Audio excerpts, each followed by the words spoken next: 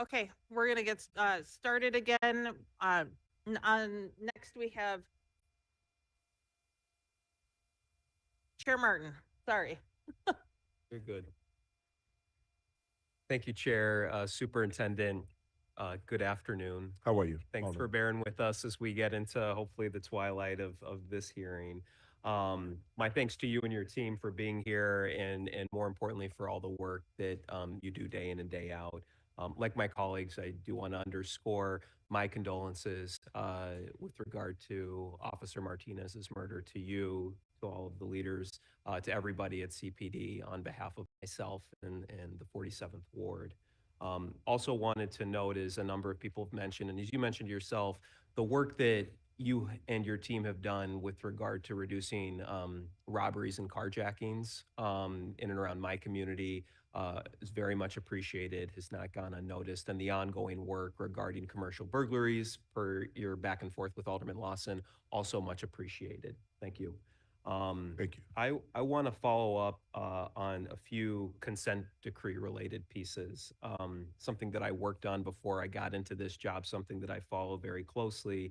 And as you and many others have noted, I think this is about improving the ability of the police department to do the work that you and all our other public safety institutions need to do to help keep our community safe. And part of that's about personnel and processes. And part of it's about, as you noted, strengthening the trust across all of our communities. And I think that it's the second point that doesn't get as much emphasis, but is really critical because, as you noted, to see those homicide clearance figures or just clearance figures overall go up year over year, a lot of that speaks to the trust that day in and day out you and others are working to expand across the city.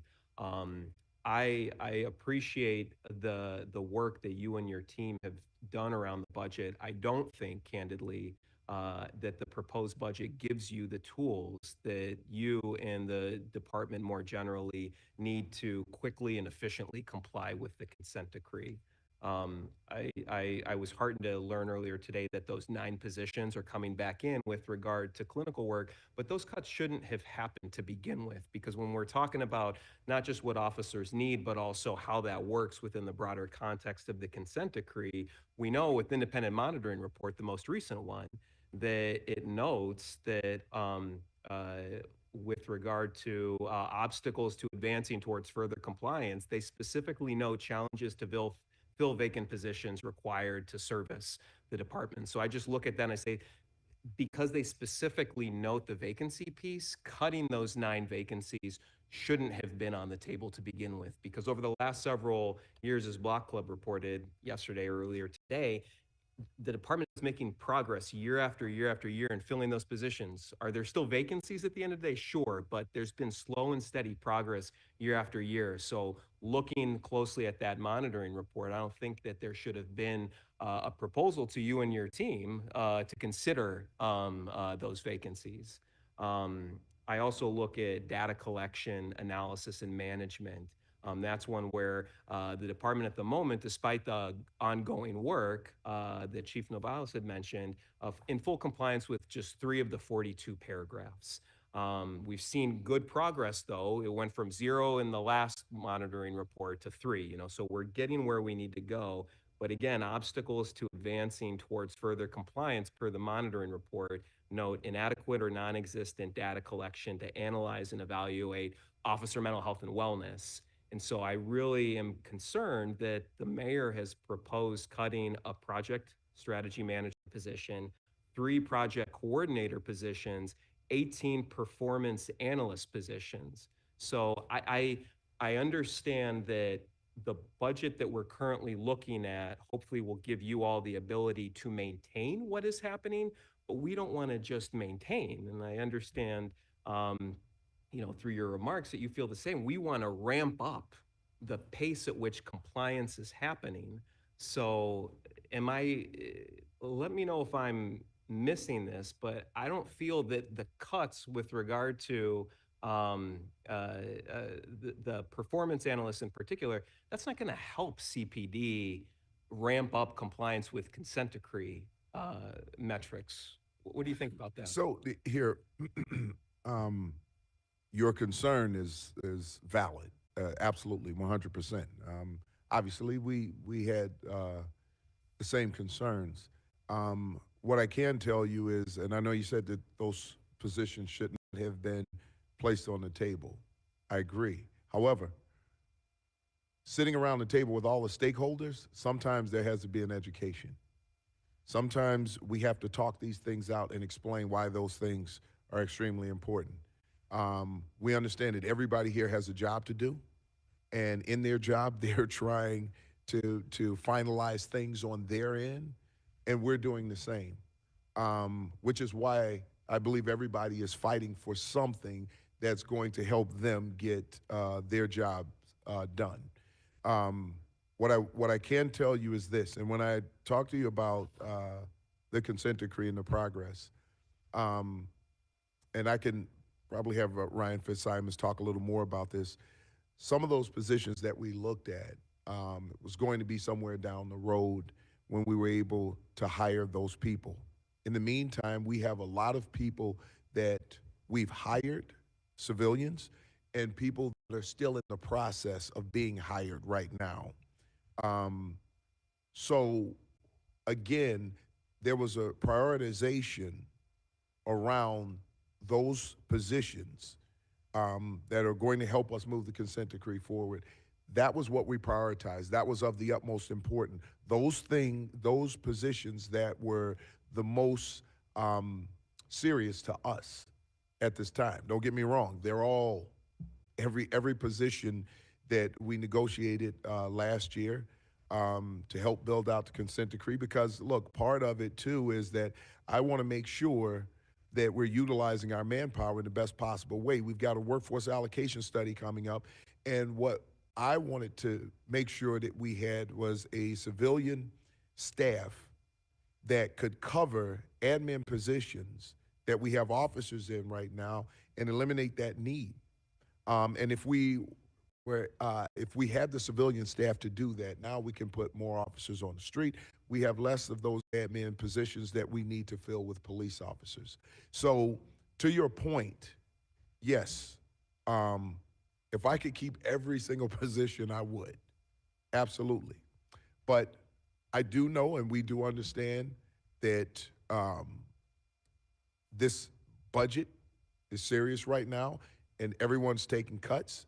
But what we would not do is just sit by and not speak up about what was important to us, especially when it comes to the consent decree and moving those efforts forward. So, right now, I can promise you, right now, that CPD is serious about moving this consent decree forward, and we're not going to stop our forward movement to reach compliance with what we're doing right now because of budget cuts. We will continue to work toward moving this forward. And look, as things unfold in the future, hopefully we get to add more things that are going to be necessary when we get into those later stages of compliance. But I'm feeling really good about the direction that we're going and my team, because I want everybody to understand this, especially with my consent decree team.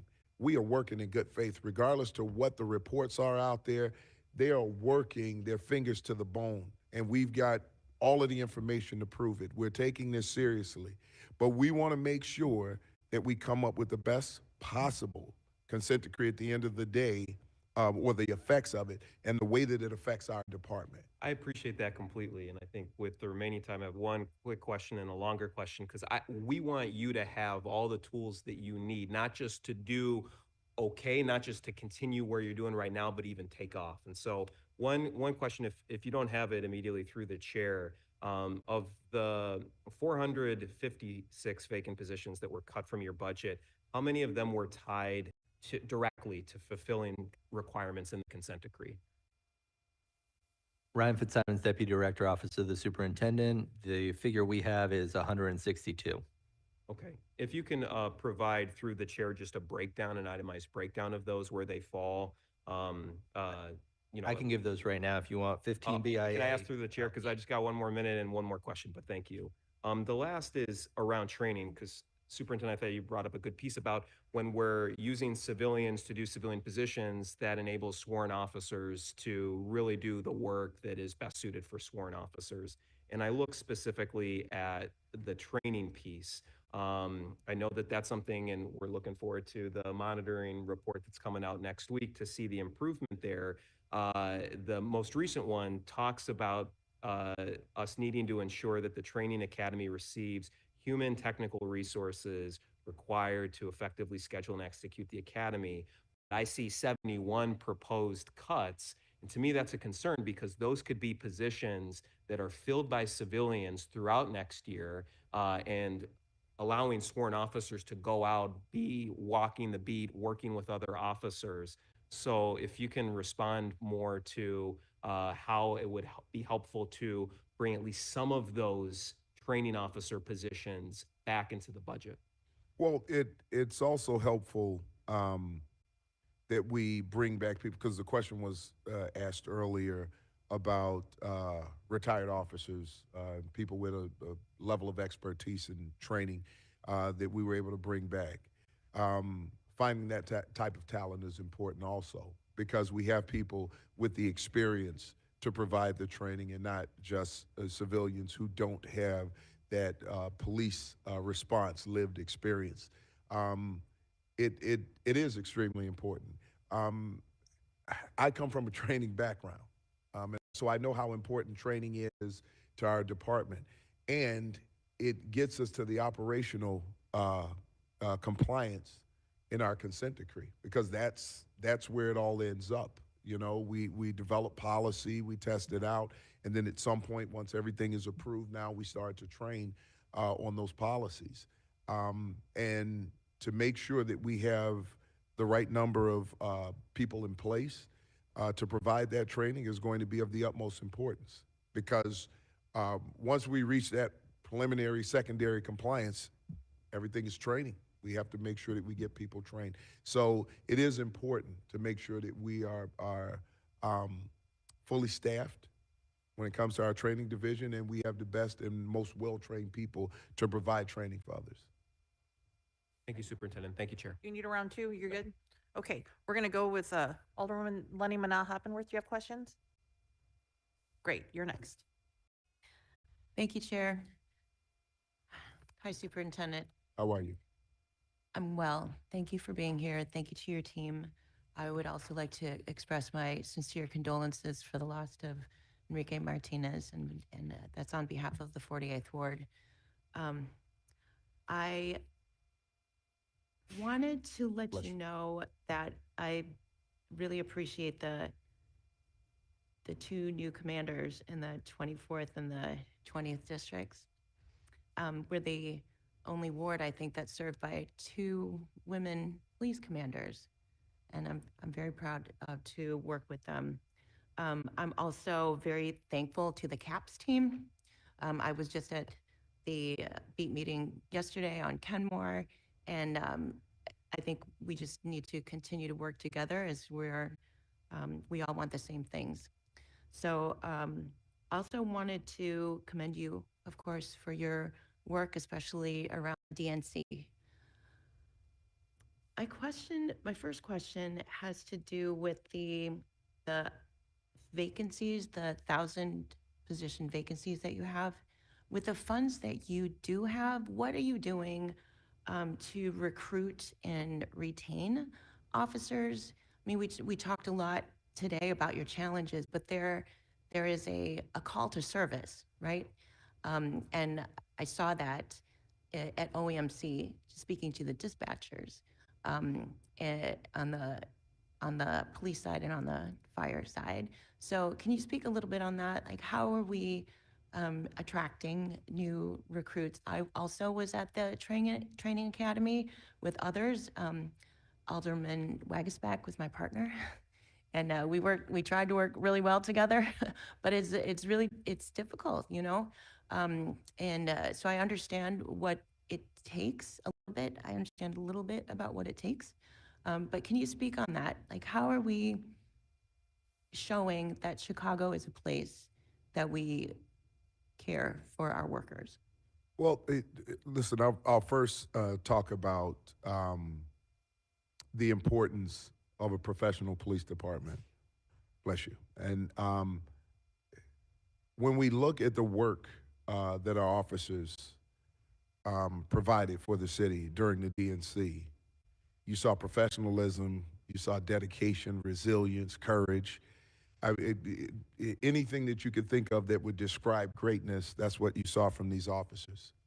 As we continue to move forward with our training, preparation, making sure that our officers are well, it becomes word of mouth at some point where these officers are now reaching out to others to talk about how much they appreciate the work that they're doing. That's how it was when I started this job. There was a level of pride there. And I believe that these officers are getting to a point now where pride is coming to the forefront, working this job. Having a clear understanding of what it is to be called to this particular profession, not just a job, but that you're serving something greater than self, that you're providing a service for others in lieu of your own safety. So that's one of the things. I want to make sure that we start to showcase who our officers are, what our department is doing. I don't, we often times hear, well, what department did you reach out to find out about these things, and who did you tell? Listen, we're the Chicago Police Department. We're the second largest metropolitan police department in this entire country. We want a department where people are reaching out to us and asking us for advice. What are we doing? And so that we can reach back and help others. We have great minds within this department, and from right here, they can professionalize it, and that's how we're going to push this forward. As far as our efforts around recruitment, I'll turn that over to Chief Talley from the Bureau of Internal Affairs. Good afternoon. Chief Yolanda Talley of the Bureau of Internal Affairs. Recruitment and Retention Unit is sitting right now in the Bureau of Internal Affairs. I think what a lot of people don't know is that the Chicago Police Department has a committed unit to recruitment. That's all our officers do is recruit 24/7. We have developed a strategic plan that we can make available through the chair to let you know what we're doing and how we're doing it. The consent decree required that we have a recruitment unit, and we do. It's staffed by 2 sergeants and approximately 16 officers. We travel nationally. All of our local colleges and universities, our military bases, our HBCUs, our grocery stores, our sports facilities, we're everywhere. We have great partnership with many of the aldermen in the council, have been very supportive of what we're doing, what the Chicago Police Department is doing with recruitment and retention of our officers. Thank you. So to clarify, this is internal and you don't use any outside vendors? We use them for consulting and marketing only. Okay. Thank you for that. Yeah, my commanders prepped us for the DNC, brought us together. And I think that is the kind of spirit that we want to continue to grow with all of the wards that overlap in our districts. So I wanted to ask about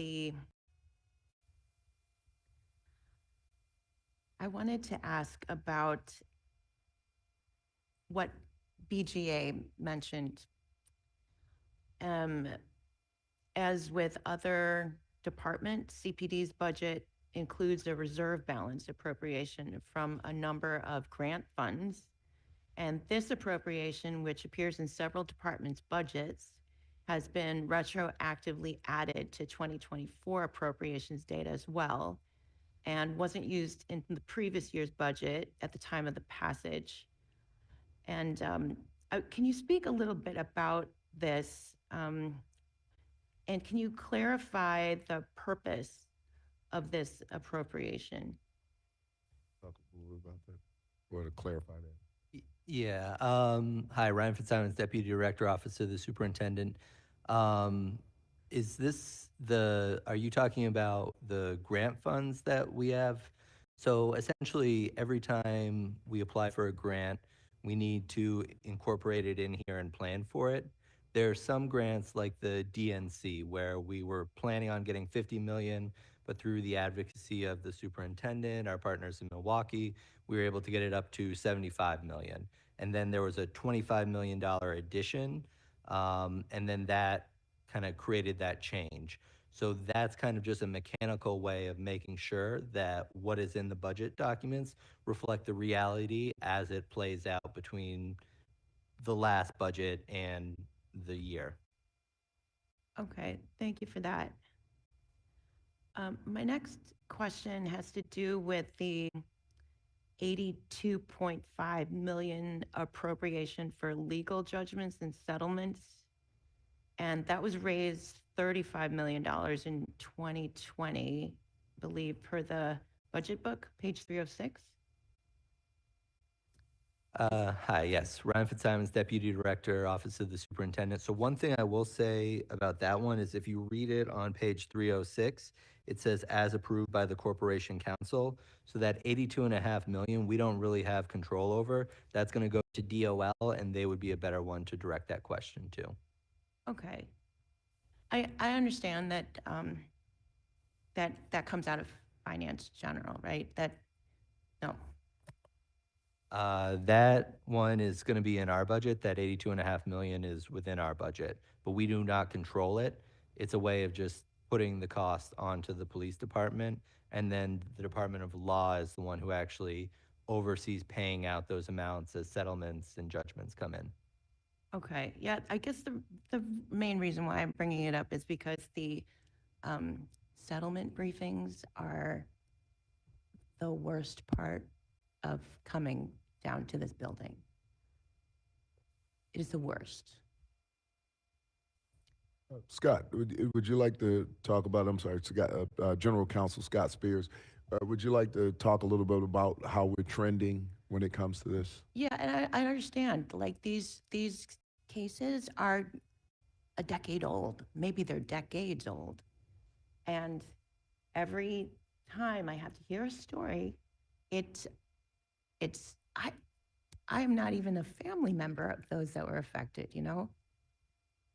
It's visceral, and I don't like doing it. I know we have to do it, and I appreciate what we're talking about today. A lot of training. It's great. It's just hard to piece those pieces together. What are we doing so that we are not back in the same place that we are in today, where we are going to have to pay out on so many settlements? You want to talk a little bit about that, Scott, and then I'll close it. Spears, I'm General Counsel to the Superintendent. This is a very serious issue, and what I can say and what I think the Law Department will expand on more during their budget hearing is that we have seen a consistent decline over the past 5 years in the number of new lawsuits being filed. The good work of the consent decree, policy development, training of the officers are all huge impacts going forward. And as you mentioned, some of these cases are very old fact patterns, and some 10, 20 years old that we're now dealing with today. And it's this good work that we're doing now that will hopefully stop this in the future. What we're doing now to manage the threat of lawsuits, we have a full-time risk manager within the Chicago Police Department who works with legal affairs to track new lawsuits and spot trends. We meet weekly with the Department of Law, Leadership and Torts and Federal Civil Rights Litigation to review trends and get ahead of issues. Like I said, from 2020 through the present, there's been a substantial decrease in the number of new lawsuits, and DOL will provide further specifics on that.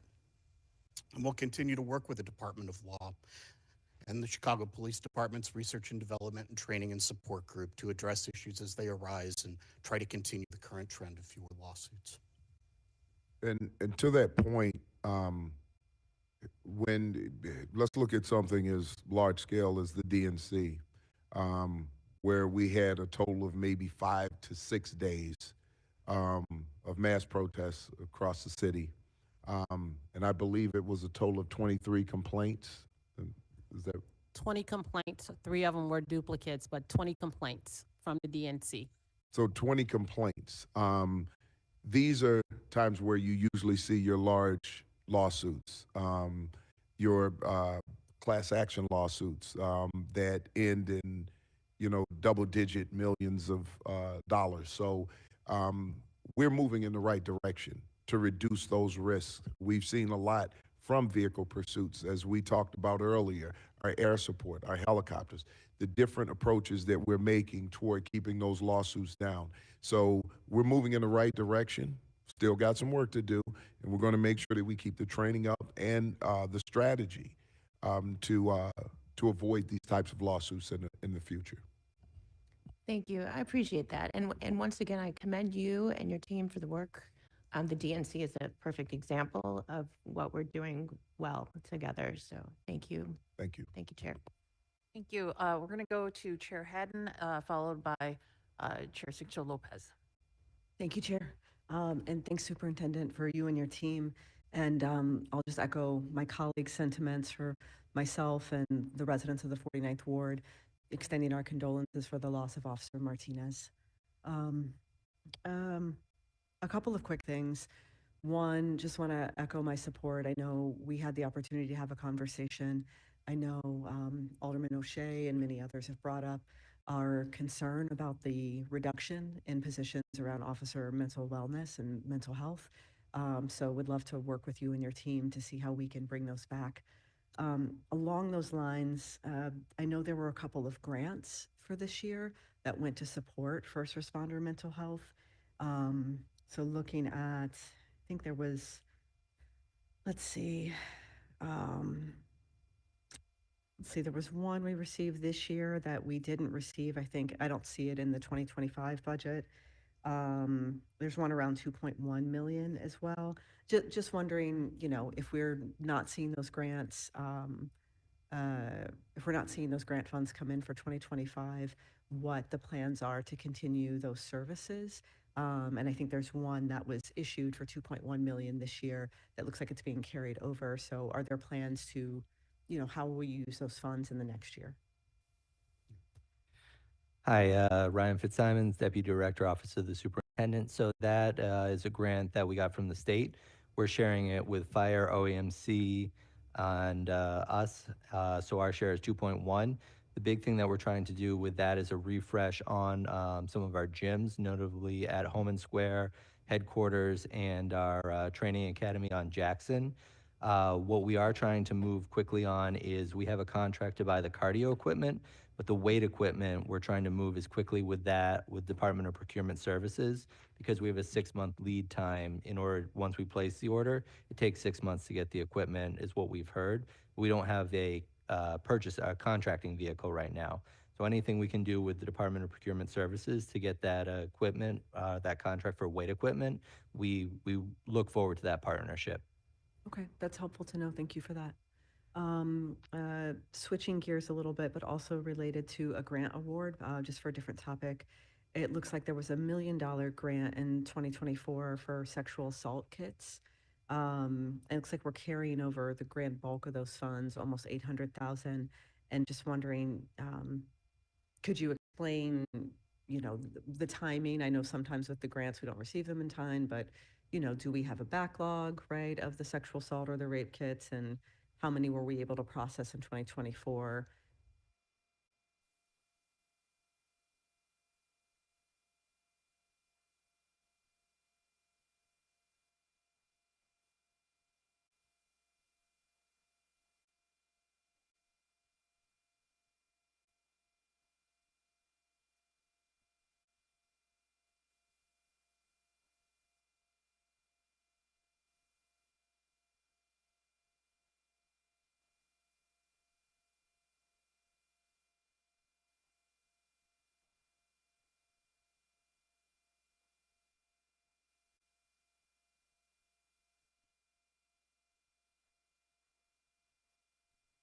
The DNA analysis unit. So they're regularly conducting audits to make sure that all of our kits are being submitted in a timely manner, and that when we're getting returns from those kits being submitted, if there's any CODIS hits or anything of evidentiary value, that's getting to the detective and it's being followed up on immediately. So what this team is doing is managing that grant that you're talking about. It's actually a partnership. We have the Illinois State Police Forensics Lab. We have our state's attorney. We're meeting regularly. I talked a little earlier about the infrastructure that we have in place in our areas, and we have these civilian investigative analysts. They're the ones who are going through what's typically called a cold case, but really these are cases where it's been very difficult to develop leads, and they're regularly going back to see is there something we can do, for example, some bit of evidence that we could submit under this. And so we now have a cadence set up in addition to those regular meetings where they're going through those cases together, that our investigative analysts are submitting those cases to our DNA analysis unit so that we are regularly having that come through and see what can we be submitting to keep these cases moving forward. Thank you for that. And as you spoke to just kind of getting the administrative piece set up for the grant, are you confident that this is something we'll get going forward each year and that we'll be able to use these funds? Absolutely. We've brought a lieutenant to help us manage this, and then additionally, we're bringing in some more civilian staff, ideally towards the end of this year, with more of a focus on grants, and they'll be able to do a little bit more blocking and tackling to identify process issues, resolve it, similar to this contracting issue on the wellness grant, where there's just pieces of the bureaucracy that you have to be dogged to resolve. Gotcha. Understand bureaucracy. Definitely. Just a couple comments then. So, you know, as being a representative of the 49th Ward, I'm in the 24th Police District, so just want to echo my colleague, Alderman Hoppenworth's comments on, you know, supporting our commander in the 24th District, Allison Christian, and, you know, the work that she's doing in the area. I will say, speaking from my residents, what will it take? And this gets to some of your comments, Superintendent. And I'm asking this in the spirit of what can we do side of it, right? What is it going to take for us to get officers on foot patrol? So our commander has done a good job at getting our beats. You know, beats are covered. She's good at getting assignments to our areas of special attention. And I understand the resource pieces, but I do sometimes wonder, and I hear a lot from my constituents of, you know, how do we get people out of the car and walking around on the street and stopping in, and, you know, would love to hear kind of your take on that, both from a, you know, resource kind of allocation piece, but also from a cultural piece. You know, it's always a great thing when officers are interacting with our community members. And yeah, that's one of the focal points of the strategic plan. We want our officers engaging. And this goes back to my belief that every officer should be a community police officer. Because we do know that there are people out there who really appreciate the police and they want to see them, they want to talk to them. And it helps build those relationships. So what I can guarantee you is this, you know, I've got an extremely competent chief of patrol who will be reaching out to have that conversation about what the community is looking for there. Because you know, in engaging, I feel like, you know, some of it is, you know, maybe your comments earlier, right? Sometimes that reluctance or, you know, the fear or the concern, there's the stress component. You know, once you're out and walking around, people have questions for you. Ask any alderman in city council, right? You get out and walk around your neighborhood. You can't go to your grocery store without people having questions or recommendations or ideas for you. But I do notice a difference in, you know, when I started in 2019 and, you know, we just had a couple, we had 3, you know, officers who regularly were, when assigned to their beat, they were out on foot. And I'm not sure what's changed in the kind of the assignment or in the duty, but I know it's just not really the practice much anymore. And I just don't know enough if it's like, hey, that's officially like not what you're supposed to do, or if it's a specific role or assignment. So would love to, you know, definitely have that outreach and work with you guys on that and seeing, you know, what encouragement we can kind of provide or what things we can work on within our district.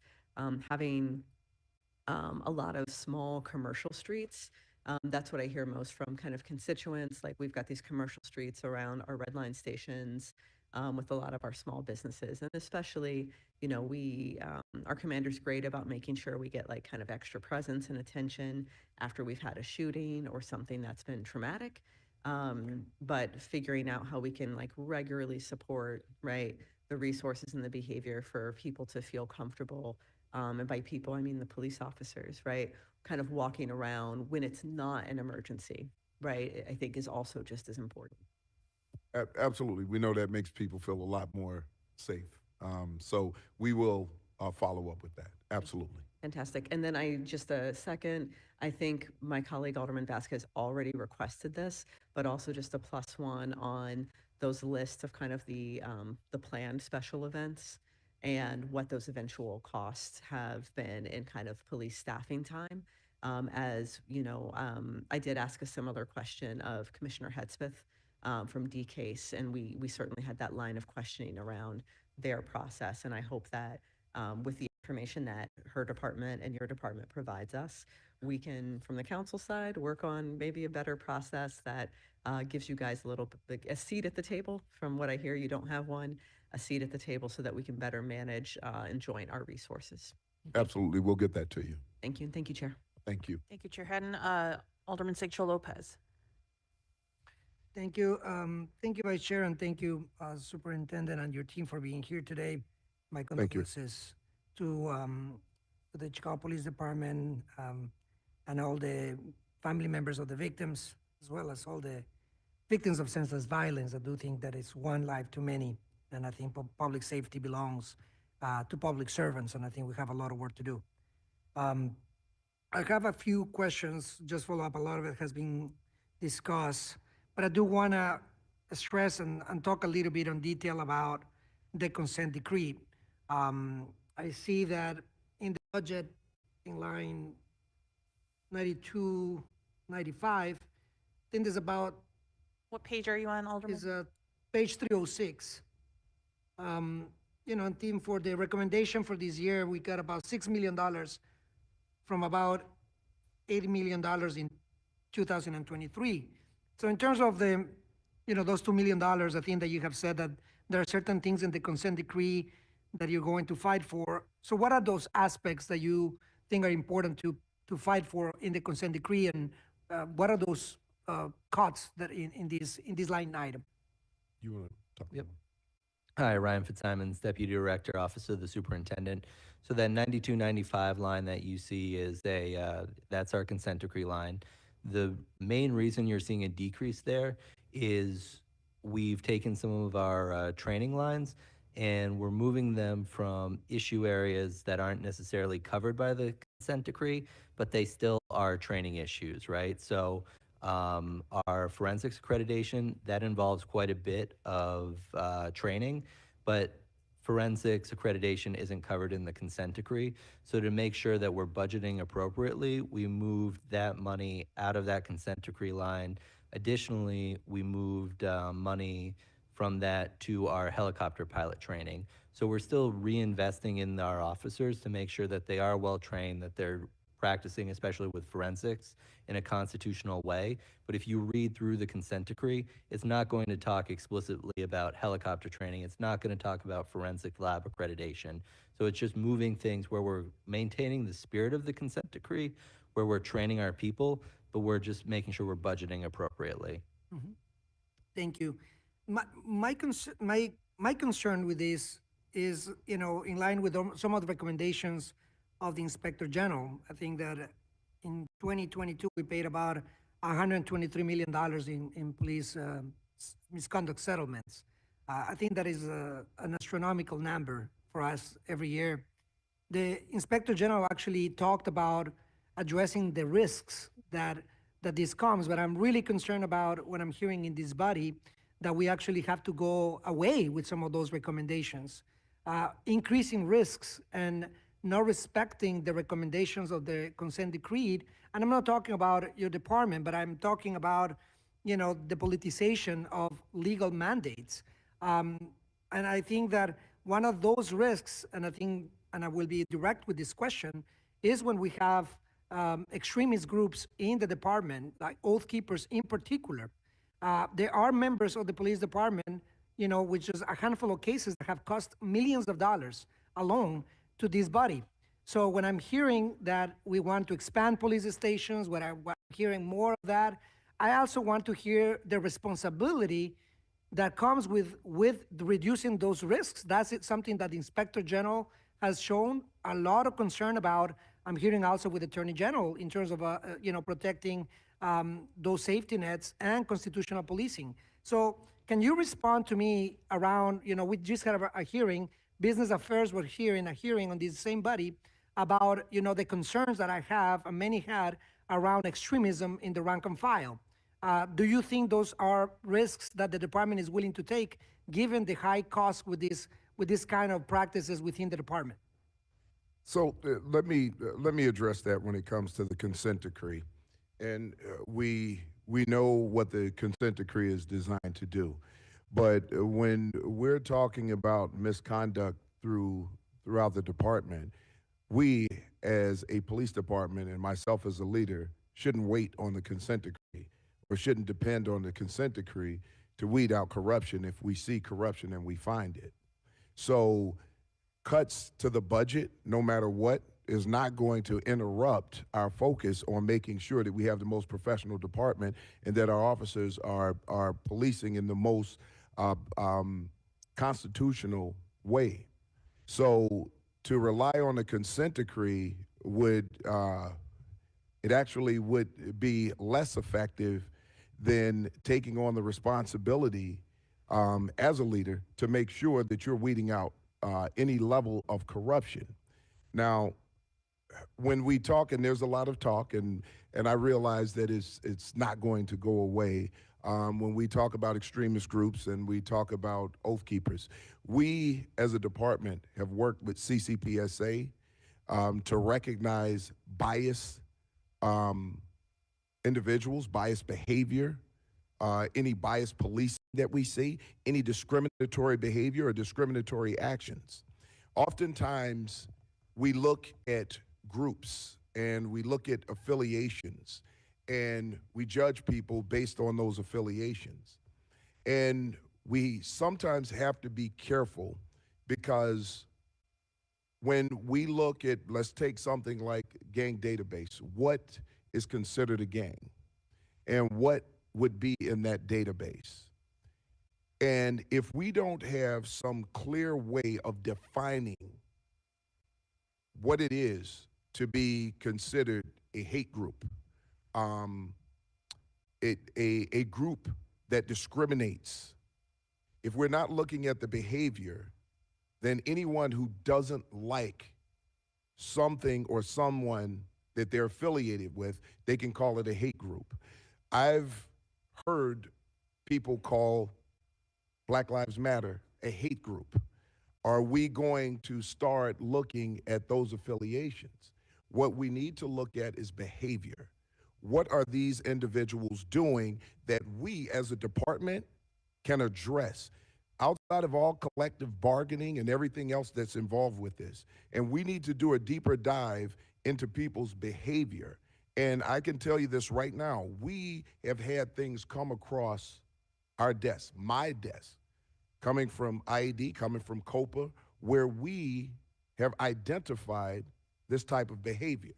And what we've done is taken clear action on that type of behavior because people who are engaging in bias-based activity, people who are discriminating against other groups regardless of culture, religion, whatever it is, they have no place in this department. And we're going to make sure that we weed out those people when we see that type of behavior. So we're not going to depend on the budget lines around the consent decree to deal with misconduct in this police department. We have way too many officers out there doing a great job and putting their lives on the line to let 1, 2, 3 individuals who are not here faithfully ruin the reputation of this department and the reputation of the hardworking officers who are putting their lives on the line. So if you look at any organization, across the board. I don't care where you are in this country. There's somebody within that organization who has biases, who's discriminating. And as a police department, we know how that appears because our police officers have power. And we want to make sure that the power that they're using in a way that the law allows them to use it, that it's constitutional, and that we're not discriminating against anyone. So I can guarantee you this right now, is that this police department and the leadership that you see right here, they're not going to tolerate it. I'm not going to tolerate it. It's that simple. So the consent decree, we're going to continue to work on the consent decree. But when it comes to having members amongst our ranks who will bring shame on this department and the hardworking officers of the Chicago Police Department, we're going to step further. It's that simple. So I'm glad to hear that we're not going to depend, and I think I agree with you. We shouldn't depend on the consent decree. There's a lot of work to do when there's only 7% of that is being actually committed and fulfilled. But I tell you that it is concerning what the Inspector General continues to insist that this has to be something that we must evaluate to prevent those biases. When you talk about hate speech and hate group, what I'm talking is about groups that actually fit that very description of hate speech. That's what I'm referring to. And then just because I'm out of time, I may have to get around to, but I do want to talk about this in underrepresenting traffic stops, for instance. You know, there's been an issue, so maybe through the chair, and I think, you know, how much the potential of biases, as you mentioned, right? There's a concern about underrepresenting or underreporting traffic stop to pedestrian stops studies, potentially up to 200,000 in just 2023 alone. So there are concerns about bias in that sense. So maybe through the chair, and I think that, you know, maybe what is the department doing to address those concerns through the chair, and maybe I just get a round two. I know that I run out of time. No We'll problem. get that to you. Thank you. I'll put you down for round two. Alderman Cruz. Thank you, Chairman. Thank you, Superintendent, for being here with us this evening. On behalf of the 30th Ward residents and myself, I also want to offer my condolences to you, to your department, and to Officer Martinez family as well. Thank you. As we talk about here and just listening to all my colleagues asking questions, concerns, and things that we would like to see changes, as anybody would like to see changes in everything we do, not particularly only to your department, but across the board. I do want to take the time to acknowledge those who have been helping me through in my ward. I think it is important that we also acknowledge the effort and the work that they're doing. And, you know, I have been experiencing one too many shootings in one of the parks in my ward, and Commander Vanna and Captain Reyes have been there with me, with my community, addressing those issues. And we're still working, like, how to, you know, what do we got to work together to hopefully we have no more shootings around that park. But they have been there answering my calls, showing up to community meetings, speaking with residents. So I want to express my gratitude to them, but also to the commander from the 17th District, Commander Alvarez, who has also, another part of my ward, has been there with me, with Sergeant Coughlin as well, be there with for my staff. And the 25th District new commander, Officer Chris, and Officer Sergeant Ramos as well. And I say these names because I want to make sure that, you know, they feel also the gratitude from my residents and myself, because I know it's not an easy task what you all have to face day to day. And I just want to take that moment. But something that, you know, has been brought up, and when we're trying to talk about community engagement with the police, it is our CAPS meetings. How do we change them? How do we reinvent them to make sure that there's not the three same residents that come every single time? That we have more people to participate.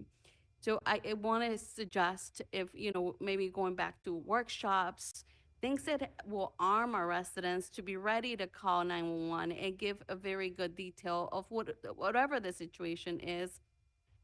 And that used to happen before. So also echoing with other women Maria hadn't said about, how do we get more police officers more being on foot patrol, their bikes? Like, these are the things that we have seen before, but what changed?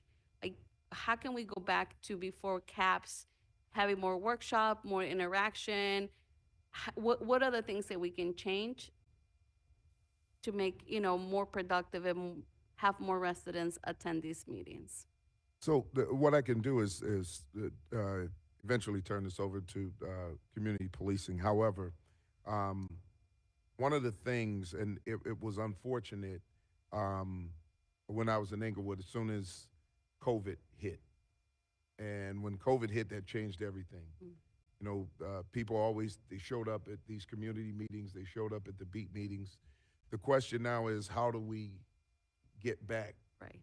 and get away from the teams and the Zoom calls and get people back in seats and get them to locations? Well, that coordinated effort has to happen through community leadership, our police department, and the aldermen. And the reason that it's important that everyone has to do their part, because sometimes we have to remind people how important it is to be at these events. So as the police, we can go and put that information out. If there's some reinforcement about the invitation, maybe we can get people showing up. The other thing that you might need to look at as members of the community and the alderman's office, what time of day is going to be the most effective time to get the best number of people that you can gather, because we know people are at work, people have to pick kids up from school. So what time is going to be best to bring those people together? The other thing is topics. If we know what those topics are in the community that they want to have addressed, if you can get those topics to your district commanders, and I'm pretty sure that we can show up there with some answers to address those topics. A lot of times, the first time we hear concerns from the community is when we're at those meetings. But if we knew what those concerns were walking into that meeting, we'd be better prepared to answer those questions when we walk in there. Knowing what the community is looking for, maybe we'll already have some resources set up, so that would be very helpful. And if there's anything you'd like to add, Glenn. Director Glenn Burks, Office of Community Policing. Alderman, you're absolutely right, and so is the superintendent. As we're coming out of COVID, it takes us we need to refocus on those CAPS meetings, those beat meetings. One, and then this is a very important part of it, were those beat facilitators, to the superintendent's point, to make sure that we have a clear understanding of the topics of that beat. Two is really ensure that our staff is there to service those communities. In the last 3 years, we have really focused on making sure that each one of the districts have a community organizer to do that door knocking, to reach out to those block clubs and those residents to make sure they're informed of it. And the other most important function is that follow-up after that meeting to make sure that those residents and that community knows the progress that's been made with that, the results of that meeting. I cannot stress the last part is our problem solving and doing that jointly. Where we've seen the most sustainable difference are in those communities when we work with the residents to come up with those joint solutions that really address underlying problems that go beyond just a law enforcement, but deal with that problem building, deal with those young people who may be heading or hanging out on a particular corner, and working with our CBOs to address that. Those are the things that we're going to be concentrating on. In the last 2 years, we spent a lot of energy in building up the infrastructure of the CAPS program. We were really down before 2020. We are down to about 18 individuals. Through the support of the council and the leadership of the department, we now have the personnel to really focus in on those beat meeting and the infrastructure. Thank you. This is very helpful. Thank you so much. Thank you, Chairman. You sure? No round two? Oh, okay. All right. Very well. Round two? Okay. We're on round two. Do I get round one, or do I have to wait? I have to wait for round one. I'll get the bonus round. Go ahead, Ray. Let's start in round 2. I'll mix in and out, no problem. Go ahead, Ray. Thank you, Chairman, and again, good evening, everyone. Superintendent, I wanted to just touch base with you on something on a lighter note, if you will. Animals. Last month, Animal Care and Control announced that they're going to be having a change in policy. On the 22nd of October, this email was issued stating that they're going to have reduced hours and reduced intake and various other changes. But there was an associated memo that's been circulating stating that after 7:30 p.m., there will be no staff present at Animal Care and Control. It then continues to go on and say that CPD will be addressing animal care issues, particularly scanning of animals for microchips, housing them in districts, and ultimately bringing them at some point, regardless of which district they are acquired in, to the center on the 2700 block of Southwestern Avenue.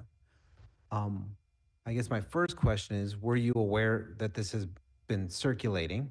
That's new to me, Alderman. Okay. Do you feel the districts have the ability to allow for officers, when they retrieve an animal, to make it from wherever they're at to Animal Care and Control on Western Avenue? Here, I'll answer that question this way.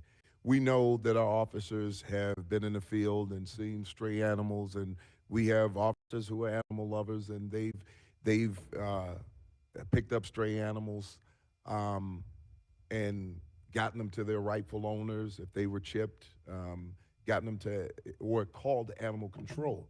Our officers are not trained to deal with this. We don't have the facilities to house animals in this way. In most instances, when we locate something like that, we call animal control ourselves. Our officers are simply not trained or equipped to deal with this. If it's an animal control situation where we have a vicious animal, what is that officer supposed to do without proper equipment, proper training? Where's that officer supposed to now take this animal? It's important to understand that we cannot continue to put these types of responsibilities on the backs of police officers. That's why we have other agencies. That's why they exist. The chairman talked about this a little earlier about some of those jobs that we as police officers shouldn't have to respond to. And when you have people who have training and an expertise in dealing with animals and animal control, those are the people who should be handling those calls. Okay. And I appreciate that that response. Animal Care and Control has not been before the committee as of yet. I'm sure this will be a lively topic of conversation. And I do want to recognize that you do have many officers who do go out of their way when possible to help collect animals, bring them back to the districts if they have cages, who've done the wands and all that. And I thank them for doing that when they can. But I also recognize, I'm sure as many of my colleagues do, that tying an officer up for an hour in some cases, depending what district they're coming from, to Western, takes them out of their beats, takes them away from their primary service, which is protection of residents. And I just wanted to make everyone aware that that's an undue burden that I don't think your department, as you stated, is prepared to handle and take on when it's somebody else's position. So I appreciate your clarifying that for me. Thank you. And thank you for all your good work. And hopefully, I will say this since it just broke, I hope the mayor reconsiders his decision that was just announced while we were on break of attending Officer Martinez's funeral. He's emphatically saying he's going over the family's objections. And I think that's a wrong mistake. And I think all of us here need to share our concerns that we don't want to make this about politicians. This needs to be squarely about the service of Enrique Martinez and helping support his family. Thank you. Thank you, Alderman. Thank you, Alderman Lopez. Who wants to go next? Oh, Alderman Vasquez. She had a list. Go ahead. Thank you very much, Chairman. Okay, so every year I ask this question, and every year I get some response, but not to the level of specificity that I'd like. I think clearly thinking about this budget, a number of us have talked about revenue, but also efficiencies. And so when we think about CPD, recognizing it's overtime, I don't view it as headcount. I think we're asking officers to do things that aren't really their responsibility.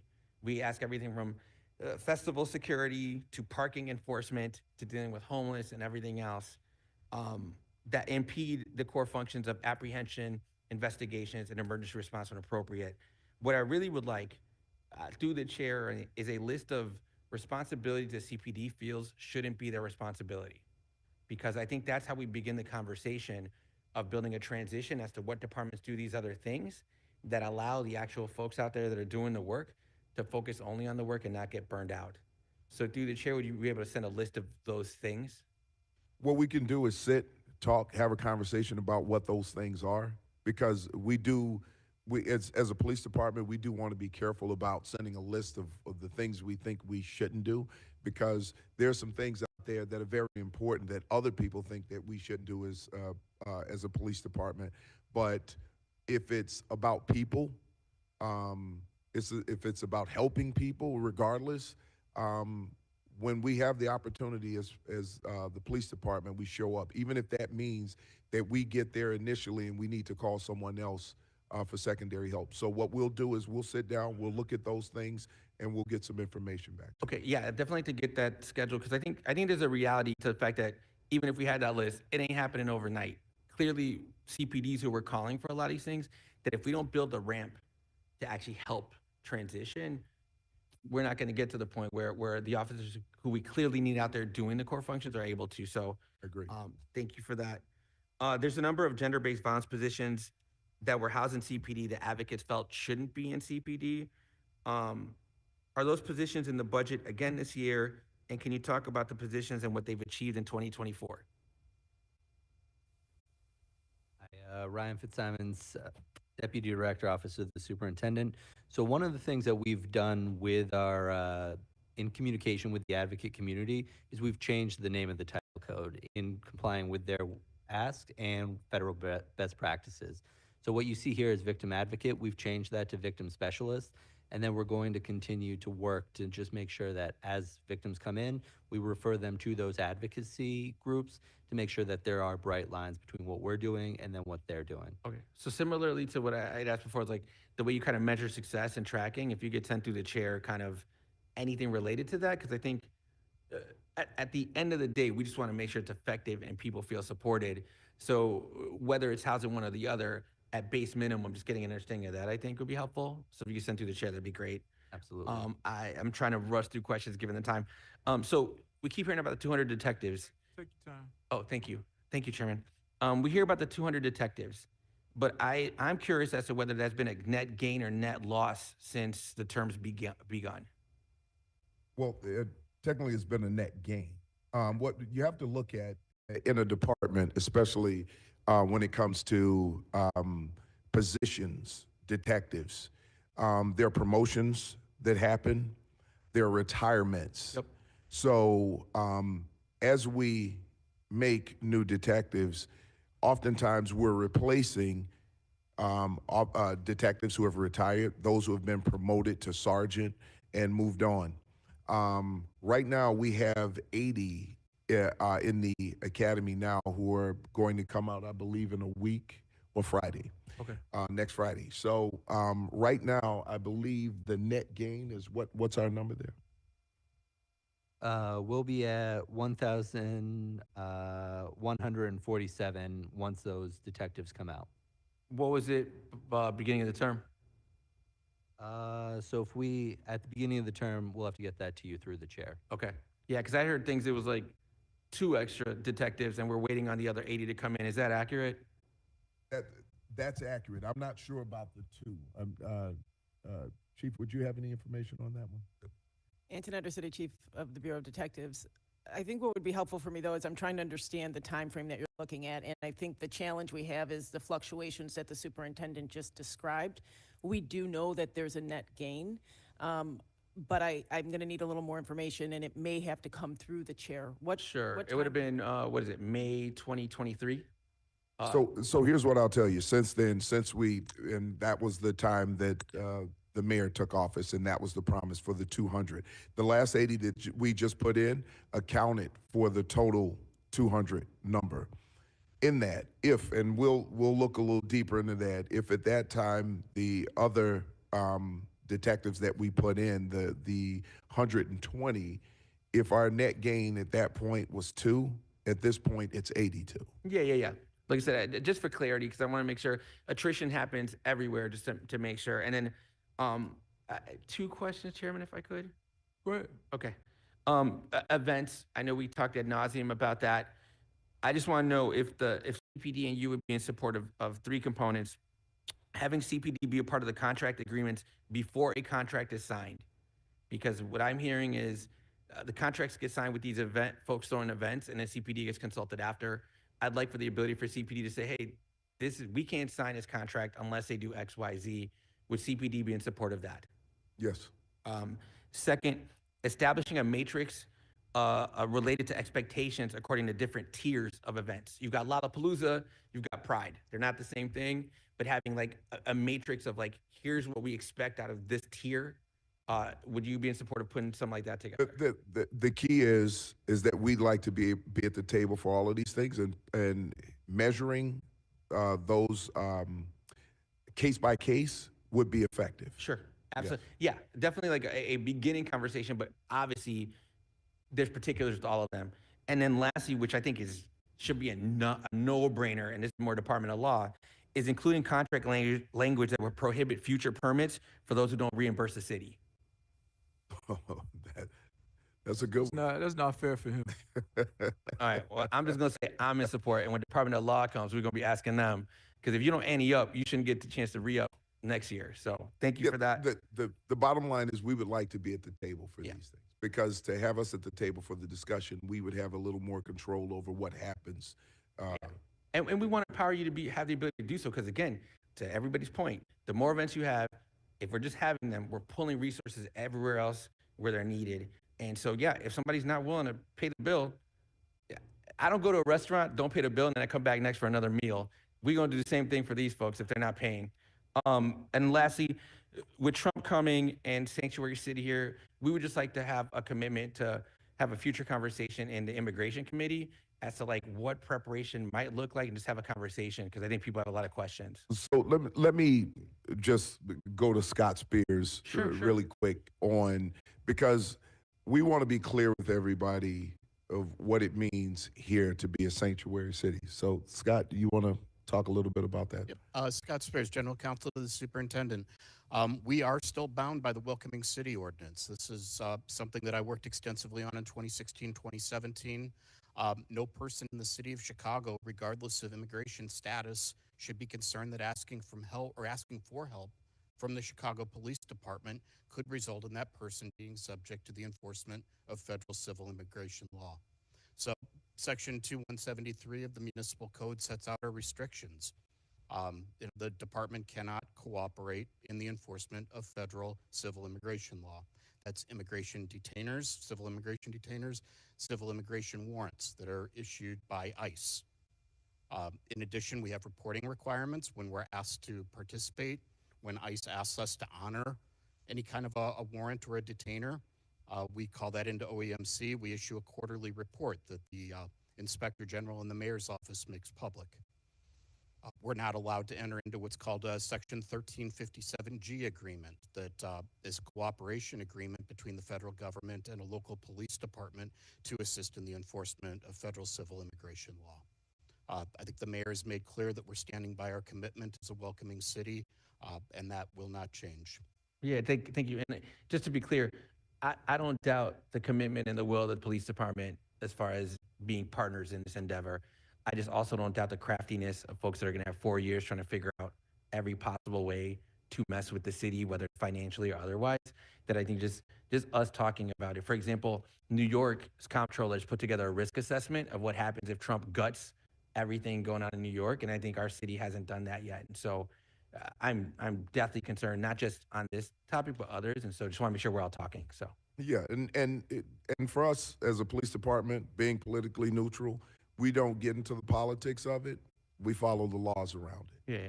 That's simple, and, Yeah, like I said- and that's what we're going to do. Yeah, like I said, thank you. I want to thank, Commander Byer, Christian, Brennan, Giltmeyer. I mean, it's just been incredible work. I've learned a lot being in government and partnering with you all, and just want to thank you so much for really opening the eyes of some of us who didn't have an understanding until we got in here. So thank you, and thank you very much, Chairman. We appreciate it. Thank Alderman you. Cito Lopez. Thank you, Chairman, and thank you again, Superintendent. Just a few follow-up questions around the issue of overtime. And as you know, our community has one of the highest number of festivals in the city. So there's about 27,000 hours of police time and just about 2,800 officers. Through the chair, can you share with us how much of that is spent in the 25th ward? And the reason why I want to be specific is because, as you know, just in a regular summer, we have a district that is very busy on 18th Street on a given weekend without those festivals. And, we have made a request. We discussed about the potential of having a entertainment unit for the area. I think that it only be fair that residents see a real benefit. So I think to your point, it is important that we discuss this process with DKs, because if we are approving those festivals and the burden is on the same taxpayers who ultimately are inconvenienced by these festivals, I do think that we're getting the short end of the stick. So I would love to have the collaboration and conversation. So through the chair, we can get just some specific of those man hours that I spend and how we can discuss a better process with DKs. Because I think those are over time that those are numbers that we can discuss about the benefit to the city. My next question has to do with technology, the technology use. I know that there have been discussions around the technology for like Shot Spotter. My concern is, again, not following recommendations of the Inspector General. And I think that I would like personally to spend more time working with you and the administration on alternatives that work. This software has been discontinued in other cities. I do think that there's role for technology, but I do think is important that we follow recommendations of the Inspector General. The state's attorney already has shared also a report, and academics on the area. How do you see, is this a conversation where we can put our emphasis? I know, like I said, there can be efficiencies on overtime. I believe that, we can get reimbursed by festivals. I do think that is only fair. But within the use of technology, I would like to see more of our time spent in discussing in collaboration how we can use that than going back of the same conversations and going back to the past. I don't think that serves the purpose of the city. So just in terms of how do you see that conversation play out? Is this something that we can, rather than getting stuck in those conversations, work with you to find a role of technology that is built by consensus? Well, right now, there's an RFI out there regarding technology. And if I can, I'll reach over to Dan Casey just to talk a little bit about it. Office of Public Safety Administration, IT. We support the police department with their technology needs. One thing that might be getting to there when you talk about overtime, aldermen, is with the RMS, as the superintendent mentioned earlier. That's going to help cut down on the report writing that officers do and get them back out on the street, back in their beats. But there's also, with the RFI, we look forward to seeing what comes out of that. There's a lot of things that we don't know about, so it'd be good to see what's out there, and then absolutely we'll do that in collaboration. And and one of the things that he's talking about with the RMS, I'm sure you're aware of the records management system that's going to help our officers be a lot more efficient in their report writing. Our systems will now talk to each other. We don't have to worry about data not looking the same if it's drawn from one system to another.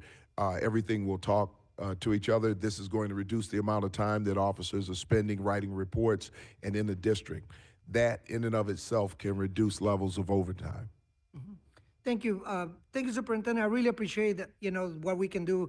Thing is, in my opinion, politicization of safety issues, I'd rather have that conversation using facts and evidence. I think some of us would like to make sure that we have a budget that is balanced. I think there's time, for us to have a discussion on overtime and how we can use technology. But I personally do not want to operate without a budget, or worse, trying to extend this process past Christmas time or past, I do think that your leadership in that, building consensus with the council and the administration, is going to be pivotal. So I look forward to working with you. Thank you, Alderman. And I'd like to just address one thing. And I know you spoke about it earlier. And the conversation around the IG report when it comes to the Oath Keepers. I can tell you that Chief Talley worked on this. And we've actually reached out to the Inspector General's office. And I'd just like to quickly to talk about what your plans were around the investigation and involving the Inspector General's office. Chief Yolanda Talley of the Bureau of Internal Affairs. At the start of this investigation, we completed a thorough investigation. The Inspector General requested that we reopen the investigation, and we did. We also requested that the Inspector General office would partner with us in this investigation. We have other agreements with other investigating agencies like the FBI, like COPA, that partner with us on investigation, and we requested that, and we were declined by the Inspector General's office. Not that would have changed anything about the investigation, but we wanted to be transparent. If there was something they could help us with, because they do have subpoena powers, we would have appreciated that, and we wouldn't have had to reopen the investigation.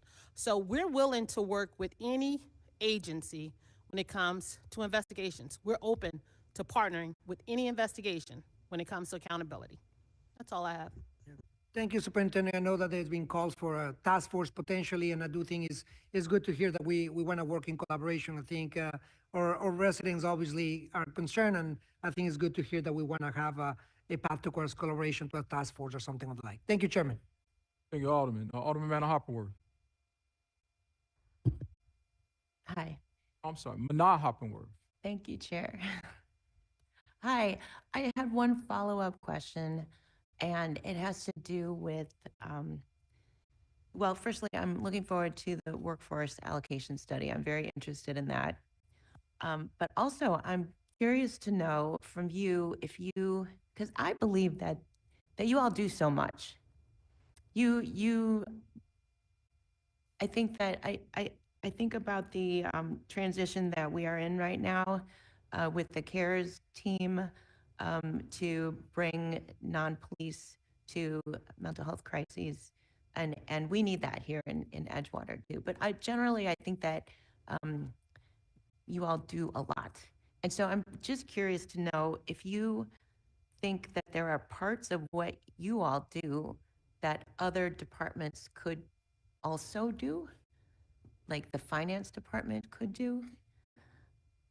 I'm sorry. Can you clarify a little more? So see what she's asking, are there functions that you all do that other departments can do? And it's like, I guess one example would be ticket writing by the Department of Finance versus the police department. Is that a fair statement? Okay. Yes, thank you, Chair. Well, that's one thing, but that was we can get you the same information that we're giving to Alderman Vasquez, because he pretty much asked the same question. There are some things, but even when you talk about ticket writing, the police still have to have the ability to write those tickets. Now that doesn't necessarily have to be their first priority, but there are times when officers need to write those tickets. So we wouldn't take that type of responsibility away from our officers, but we'll get you that information through the chair. Thank you. Just because in in my area, the businesses and the residents, you know, we train older adults and we have so many schools, so practically anywhere in the ward is a safe school zone. People are just asking for your presence. They just wanted to go back to the days where they knew who the beat officer was in that business corridor, for instance, on Argyle or on Bryn Mawr, and they long for those days. And I don't know if we're ever going to get back to those days, but anyway, I want to put that out there to also say thank you again. Our CAPS teams are incredible, and we want to continue on that relationship. And again, shout out to my commanders that I've been working with in the 20th and 24th, including Bayer and Vanna, and they've moved on. Now we have Commander Allison Christian and also Beth Giltmeyer. And yeah, I think that we're doing great working together. But again, we would love to see more foot patrols or bike patrols in the area. That is what my people are asking for. We're looking forward to talking to the district commanders about that. So thank you. And then thank you. And then I also wanted to shout out to Director Brooks for your help. You know, we've had several troubled buildings in hot spots in the area, and where we had to coordinate across quite a few agencies, including the state's attorney and our schools and our parks. So I appreciate your responsiveness. Thank you. Thank you. Glenn, you don't have a response? I'm surprised. Okay. Alderman Moore, you got anything? All right, Alderman Lee. Thank you, Chair. Boy, wouldn't it be great if we got back to the times when I'd see a squad car certain time of month sitting at a stop sign? I think we all long for that, but that's not the reality we live in today. And I can appreciate the desires. We have the same, I think many of our constituents are looking for that too. Going back to staffing and staffing needs, and one of the things that I've come to learn about just how organizationally things work is the importance of sergeants, the role that sergeants play on a daily basis. Can you talk about the current average span of control for sergeants in the department? How does this compare to what the consent decree is looking for in terms of appropriate span of control? So good question, Alderwoman. And as Ryan is looking through the book for the numbers, what I will tell you is last year, what we worked out with the officers' positions, we traded up for additional sergeants, additional lieutenants and captains, so that we could get to that level, to the span of control that's expected under the consent decree. And since then, we have promoted a pretty high number of sergeants and lieutenants. And what we're trying to do is keep that top number staffed fully. So, Ryan, you want to talk a little bit about those numbers? Yes, thank you, Superintendent. So right now we're sitting at 1,302 sergeants. So we're up slightly from last year, which we were at 1,290 on the 15th. So we are trending up by 10. I think part of this is as we get the workforce allocation study, we have at this point 115 sergeant vacancies to reallocate to make sure that we are actually set and responsive to that study. That's great. What are we doing right now to strengthen the relationship between officers and their sergeants? You know, I got into a really interesting conversation about just, again, not realizing the importance of what a sergeant does on duty that day with all of the officers that they supervise. I'm interested in what sort of training we provide to sergeants as they're promoted. If there's anything in particular with their new duties as they're leading, you know, officers, you know, for whatever watch they're on for whatever amount of time, because that sort of leadership matters and it trickles down. Obviously, you know, we're talking a lot about lawsuit settlements and stuff like that. So I'm just interested in what the training is. If there's anything specific that we do to sort of, you know, develop the kind of leaders that will continue to, I think, from a constitutional policing perspective, lead by example, and you know, make sure that we're balancing all of that. So there's initial training onboarding for new sergeants. When they go through the academy, they go through 5 weeks of training. And then they hit the field. So for the most part, what we like to do is put them with a seasoned sergeant to learn, just the tricks of the trade. I remember becoming sergeant, and I was placed in a district where they were short sergeants. So it's just kind of on my own. I kind of winged it at the time and learned as I went along. But what we're doing now, again, working with the University of Chicago, is developing leadership courses and supervisor courses to further train, because our command staff has been through it, and to further train all of our supervisors. This is going to be important moving forward, just to make sure that our supervisors are well prepared, because it's not just about that initial training, it's about continued training. It's about continuing the education around the leadership and what's expected of our officers. We know that things are ever evolving within the department, and we want our supervisors to keep up with those changes. Absolutely. Thank you. That's music to my ears. And to know that you're doing work with the University of Chicago, I'm assuming the crime lab, so you're working with there. That's great, because, what we want more than anything is to set all of our officers, our sergeants, anybody that's on the force up for success. And the training is a big part of that. I have a couple through the chair requests, and I'll rattle them off because I don't expect you to have any of these. I'll just get them on the record. In case I missed it earlier, can you please provide through the chair the number of vacancies in each division or department within CPD as of the end of October of 2024? And then please provide the number of persons hired by division or department, distinguish between civilian and sworn, through the same date, October 31st, 2024, as opposed to the previous year. And then, do you guys do any tracking of how much time is spent on writing reports? I know this is a very time-consuming, taxing thing. We talked about technology that's coming on board, but it was a question that we tried to get some answers from OEMC, but they don't do any of that sort of study. So we thought we'd ask you. It's extremely hard to do. Only because, you'd have to track every single arrest or every time an officer is down during a report. And then to try to figure that out, each report is different.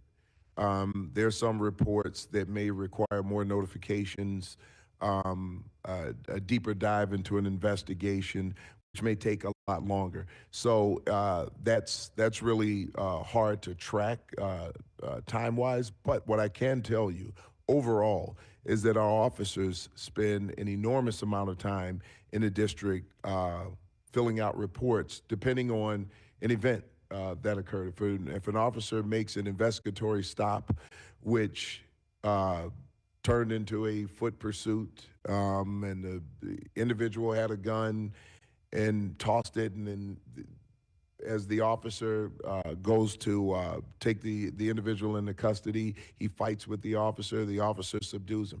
There's so many reports to do right there. You've got your foot pursuit, you've got your investigatory stop report, you've got your case report, you've got your arrest report, and then you have a tactical response report. Something like that happens, that officer is probably off the street the rest of the night. Got it. So can someone talk about the kind of work that's going on right now to streamline that? I mean, I'm not discounting the importance of reporting. It is very important, but the number of different systems that we're talking about and the number of different reports, I'm just wondering where there's redundancies in the types of information too.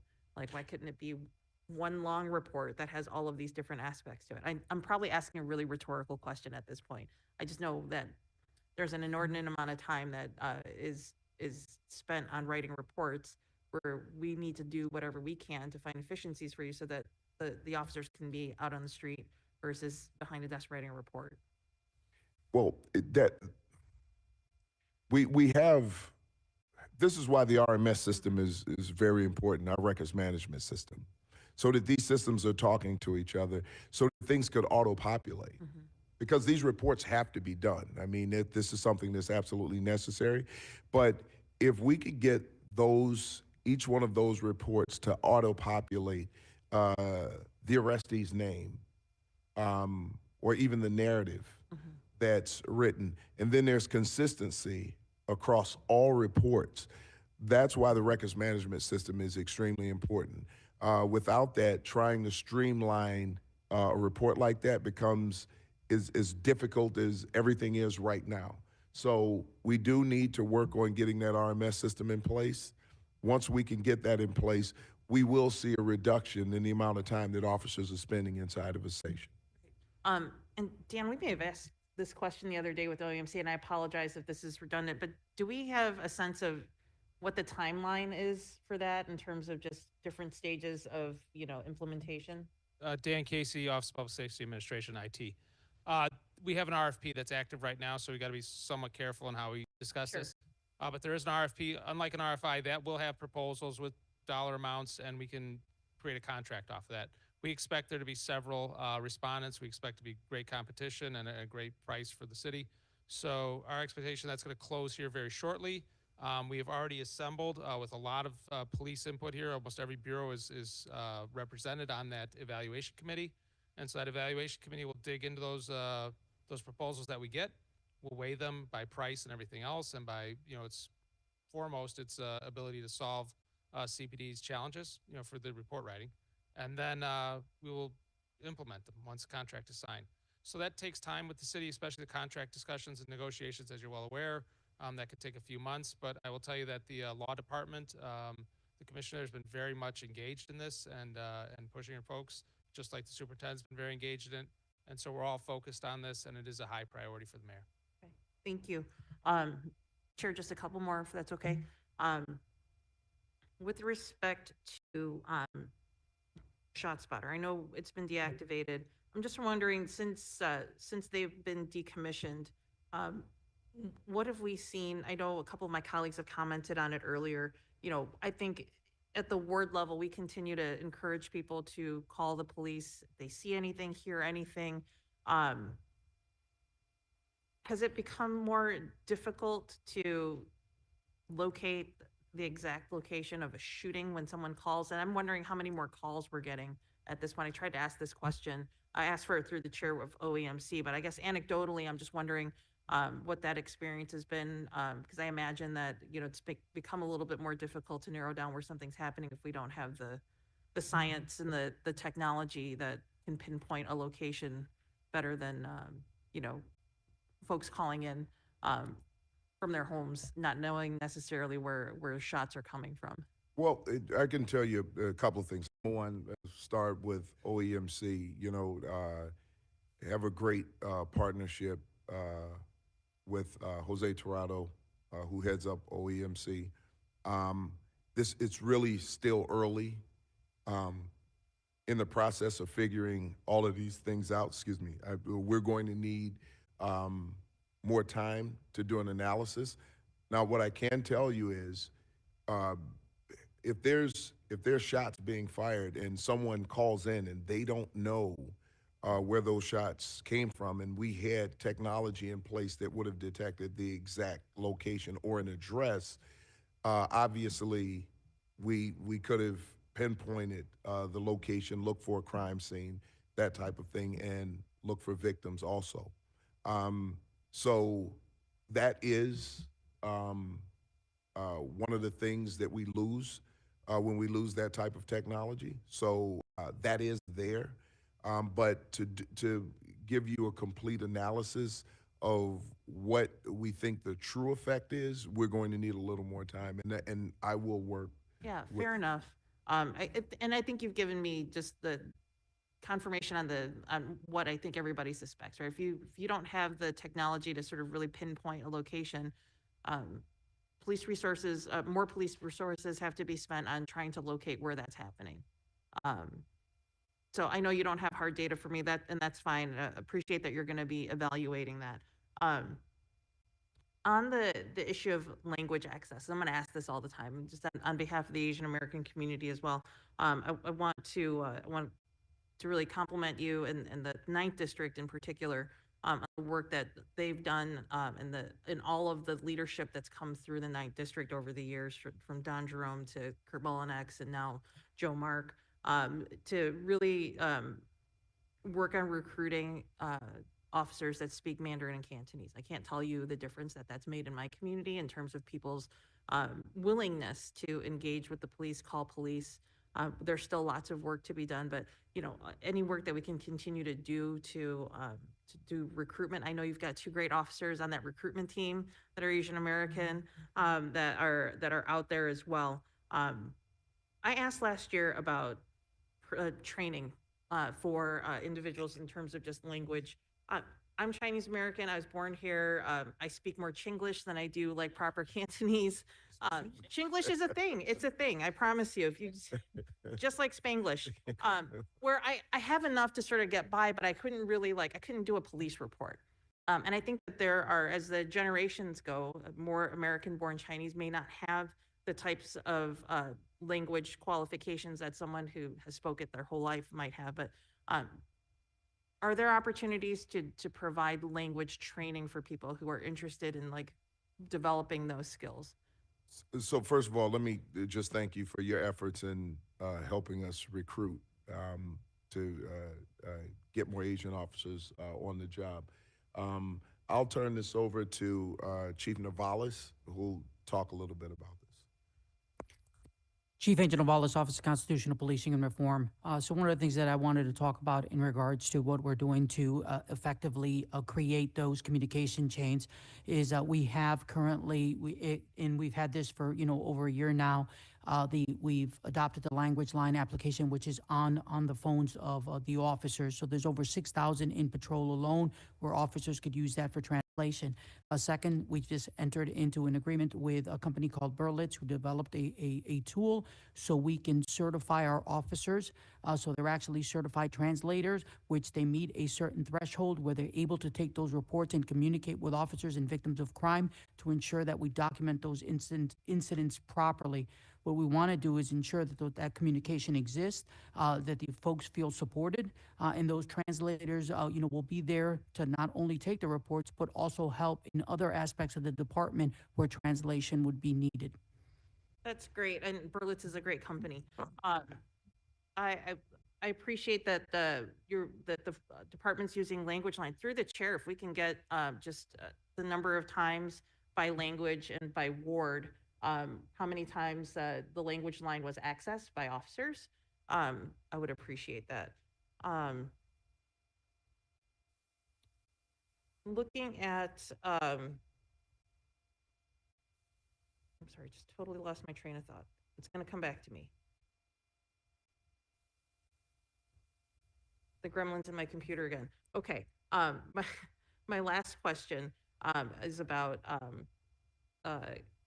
the crime victims, the new offices of crime victim services and Office of Equity and Engagement. And this is fine through the chair. How many of the 59 positions in the Office of Crime Victim Services have been hired, or of the 7 positions that are in the Office of Equity and Engagement? Yeah, We've talked about, Alderman Vasquez talked about the gender-based violence as well. And then this is also through the chair. Can you tell us how many detectives are dedicated to domestic violence and sexual assault? I'm assuming they fall into the Special Victims Unit. And then how many civilian advocates have been hired in the last fiscal year? Well, I think that's all I've got, Chair. We'll get it all to Yeah, through the chair. That's great. One quick thing I will say, our assistant director, Ryan Fitzsimmons, deputy director, office superintendent. Our assistant director of the victim services is currently posted, so please encourage everyone to apply to that, along with our senior equity officers posted. We would love to get many more candidates for that, along with 2 of our equity officers. So whatever we can to get people who are interested in helping us, please encourage them to apply. We definitely will. And then with those through the chairs, if you can just distinguish between civilian and sworn. And then I remembered what the last question was. So OEMC is the first line of defense. When someone calls 911, they're the ones that are dispatching resources. And we understand there's priority, if someone's life is in danger, that's going to be like the top priority. But if someone has robbed somebody, they've driven off with their car, that's probably a lower priority than someone who's getting shot or is bleeding someplace. I know that that gets prioritized at a lower priority, but what work is there work going on in the background? Like, does that go to the SDSC room for someone to look at video? I don't necessarily know enough about how that sort of the mechanics of that works. Like, if the call taker has now got a license plate and just a description of a car, I assume that information gets passed on to whoever the responding officer is going to be. But does that also go to someone who's looking at a video screen or can punch up? I don't know how that works. So, forgive my ignorance. No, that's not a problem. So there's a few things here. I can actually, anybody up there can add something to this, but we'll start with the Bureau of Patrol and any other chief that wants to chime in. Good evening, Alderwoman. Great point. So obviously the call comes into OMC if it's not on viewed by the officers, but if the call comes into OMC, I'm sure it's triage on the sanctity of life that the superintendent talked about, or level of urgency, how quickly it's dispatched. Once the officer, whether he or she arrives quickly, they're able to gain a description. They'll put out that flash message to the district, at which time when even the call comes out, officers in the SDSC room will start to monitor that area through the pods, possibly the plate readers if they have a plate, whatever physical descriptions that they have that they'll put out to start to monitor. Hopefully and willing, the PH1 is in the air and everything starts to coordinate or triangulate to that area where the offense took place. But absolutely, so the technology starts to begin right when that call is dispatched. Antoinette City Chief Bureau of Detectives. And then just to build off of that, I told you I'd be remiss. I knew there was a bunch of units I forgot, but I want to mention our vehicular hijacking team. And they've done such incredible work over the past few years. Hate that I missed them, and I think it's really relevant to this response here. It's important to know that they're 24/7 and they're embedded in the OEMC. And they are able to realize when there's calls or assignments that are pending, and then they're able to coordinate. I can't say enough, and hopefully that came through today. There is very excellent coordination across with our bureaus, and information is coming out in real time. And then another unit to mention that I think is very relevant here is our citywide robbery task force, and that they're out there at those key hours when incidents are happening. So I think when you're wondering about the priority of assignments, I think it was very strategic and intelligent to make sure when the vehicular hijacking team was formed that they were embedded in the OEMC and that they actually do have somebody there from the OEMC who's able to see those assignments pending, and they're able to coordinate, blast that out. And just as Chief Hine had said, we're talking about getting that information out to our strategic decision support centers. It's really a very incredible network and how quick that information is being shared. Good evening, Chief DeVries from the Bureau of Counterterrorism. Also, the officers are equipped with a CAD system, and that CAD system has all the pending jobs on it. And a lot of times our officers are self-initiated. If they're not on a job already, they will see that high priority job and they will start heading that way right away, especially our more aggressive officers that are looking for the guns, et cetera, our TAC teams. And then also same with CPIC. They have the board up. If you ever took a tour of CPIC, they have an entire board with all the pending jobs and all the jobs that are out there, and they list them by color code with priority. And they also have the ability to assist in dispatching and calling the districts and notifying them. And then like with SWAT, they get the immediate notification. SWAT doesn't wait around to be told there's a SWAT job. They get notified immediately of that from the districts. So they're self-initiated and head into that direction before the job becomes officially dispatched, as well as like our CAS team, who is monitoring with the large parties that occur in districts, and they're notifying directly to the district. So before even a call might come out about a party or a gathering of a party, they're already getting that information, giving it to the district watch commanders, who are then dispatching their own people to head to that location. Thank you. I didn't know I was going to get so many answers. That was great. I want to just end with, I really appreciate all of the work that you all do, and recognizing all of the challenges that you face every single day, not the least of which is just how you manage any single interaction with someone who might be breaking the law, and trying to protect everybody and yourself around you. So thank you for all that you do. I may have some other questions. I'll just send them to you guys directly. And everybody from the top to the down through the ranks, really, Superintendent Snelling, thank you for your leadership and all that you've been doing to really make a difference in this city. Thank you. Thank you. Thank you. All right, thank you, Vice Chair Lee. I just got a couple items. there's the conversation around a discipline matrix. Where are you all with that and development? And then secondly, I know that there's something that has to be bargained with the union. If you haven't gotten to that stage, when do you anticipate that moving forward? I'll turn that over to Chief Talley. Good afternoon. Chief Yolanda Talley of the Bureau of Internal Affairs.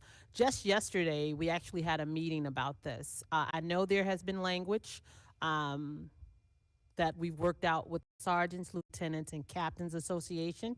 We're still working with FOP.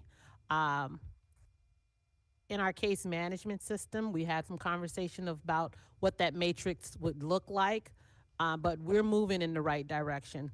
As I mentioned, FOP is the only one that we're still in negotiations with as far as the CR matrix. But we do meet with COPA monthly. This has been a topic of conversation. We've been talking about this for quite a while. So hopefully we'll see something in the near future. Okay, thank you. I know people have touched on the issue of span of control, and you guys have upped your number of sergeants through the budgetary process. How many, if you don't know this, or just approximately, how many sergeant vacancies do you, sergeants and or supervisory vacancies do you have out there?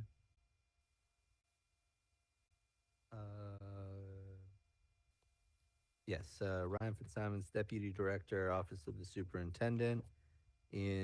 As of today, we are looking at 16 lieutenant vacancies and 115 sergeant vacancies. And what is the plan to fill those? The plan to fill those, again, as we have recruit classes leave, because again, we don't want to deplete patrol.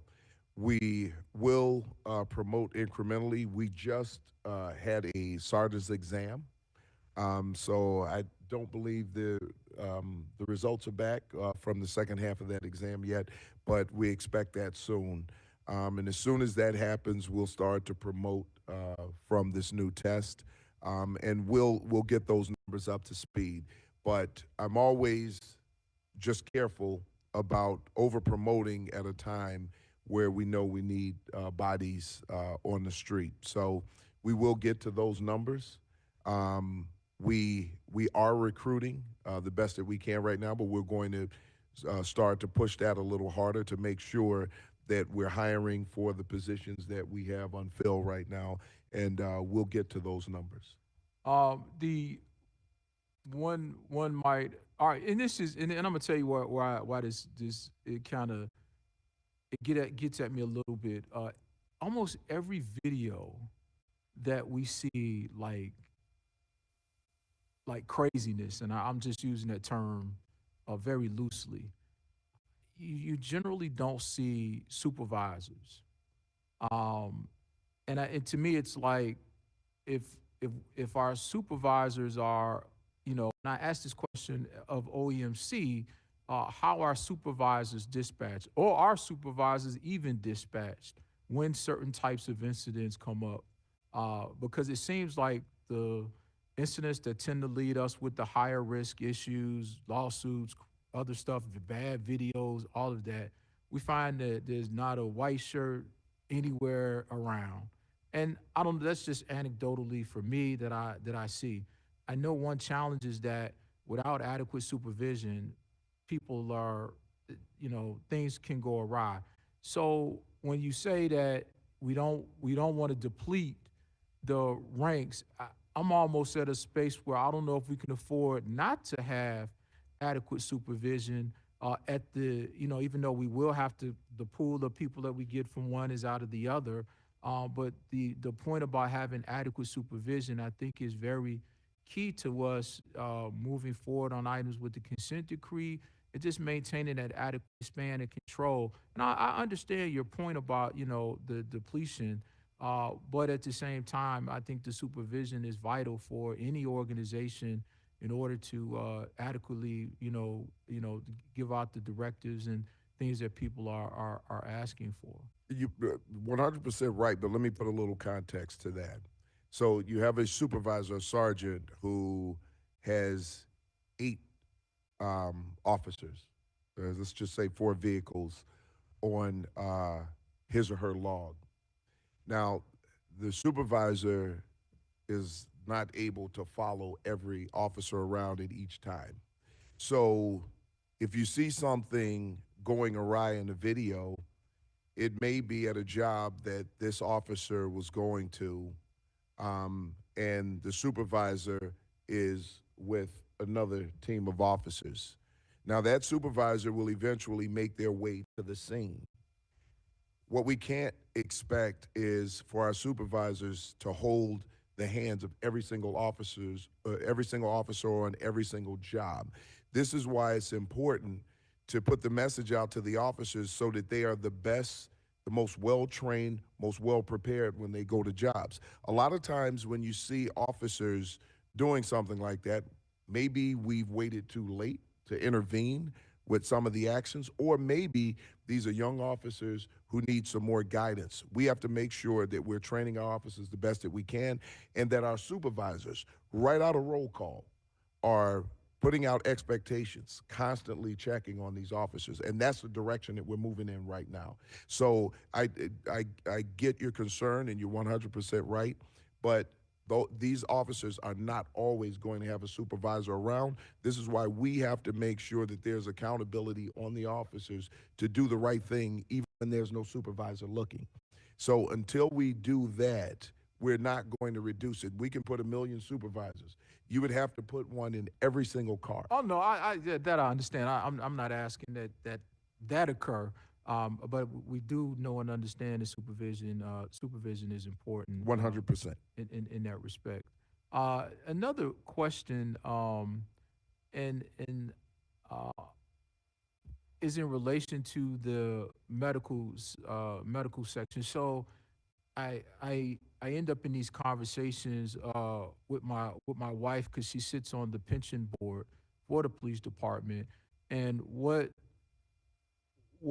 we talk about, she sees what I'm looking at, and from a budgetary perspective, and then they have people that are being sent back to the department that have been cleared medically, but can't qualify for whatever reason with you guys to be fully able to come back to work, even though they've been cleared of their disability medically.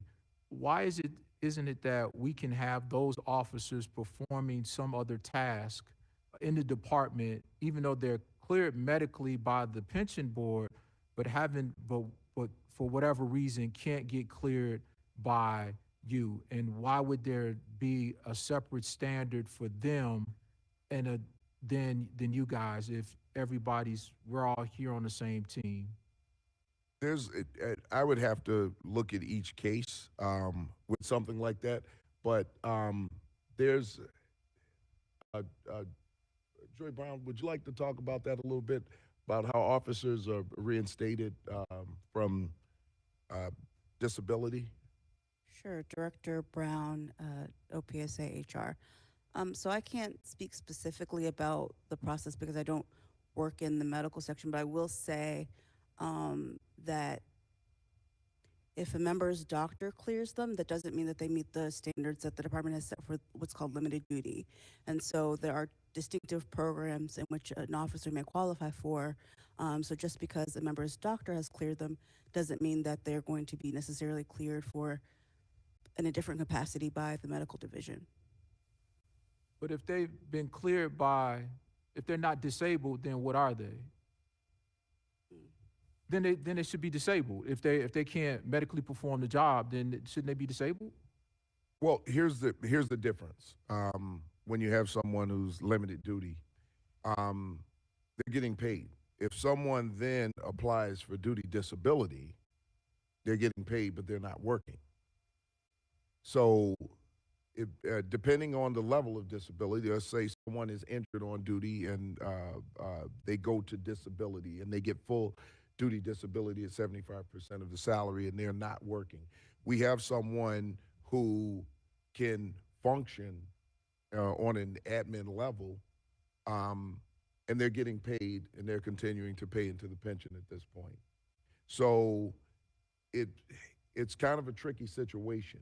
Yeah, but these are folks that are on disability that aren't paying into the pension and are, basically disabled department members that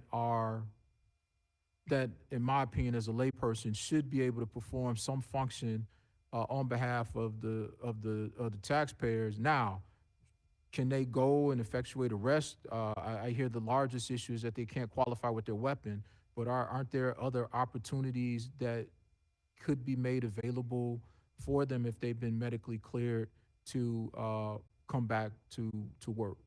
Well, we've seen this, and here's what I will tell you, and I've personally seen this, and we can do a deeper dive on this and get some more information back to you. But we've seen situations where someone was cleared to come back from duty disability, but with limitations. And we've seen that, the paperwork, they're limited, they can't stand for this period of time. So what we've done is we found positions for them to work. And a lot of times it's an admin position. Okay. So we do find, so they do return to work, and we do make sure that we find some work for them to do at some point. So we do work on that. We'll do a little deeper dive just to get you more details on it, but we do know that this is case by case. Okay. The only reason I bring it up, I was told it's running maybe $6-7 million a year for the pension fund to carry these individuals still in the disability status, because they send them to you all, you send them back to them. It's a quagmire, but again, it's just something I think with the civilianization, even though you don't want to lose the experience, there's got to be something that people can do. I had two other issues. One, I think someone broached earlier, I may not have been in the room, about members working in establishments that serve liquor. And my understanding is that is not allowed under you all's orders, general orders. And why? I mean, police officers work a ton of places, but establishments that serve liquor for whatever reason has been not allowed. But we need to be clear about that, because I believe it's an establishment that solely sells alcohol. Scott, do you have the order on that? So I think I'm sorry. Chief Yolanda Talley, Bureau of Internal Affairs. As far as working in your uniform with identifiers as a police officer in an establishment, that is not allowed. Most of the officers that work secondary employment, they are not working inside of the liquor establishment. They're working outside in plain clothes as security. Does that answer your question? Yes and no. What is wrong? I was in Atlanta, and I was at a restaurant, and there's a guy in an Atlanta police uniform at the restaurant working security. I didn't necessarily see anything wrong with that, because for us, if the officer announces his office, we're on the hook. Why not have the guy in uniform available and ready to respond if something is going on?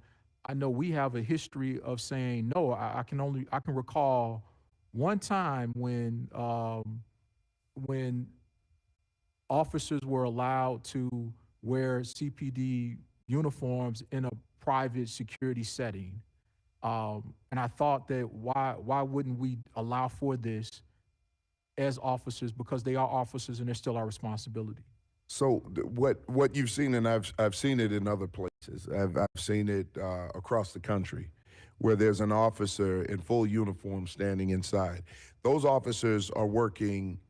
It's a part-time, and it's overtime. So those officers are not working for the police department, but there is an agreement. And now when that officer is in uniform, even when they're working off duty for this establishment, once they're in uniform, they are representing the department at that point. So anything that happens that they do at that time, the liability is on the Chicago Police Department.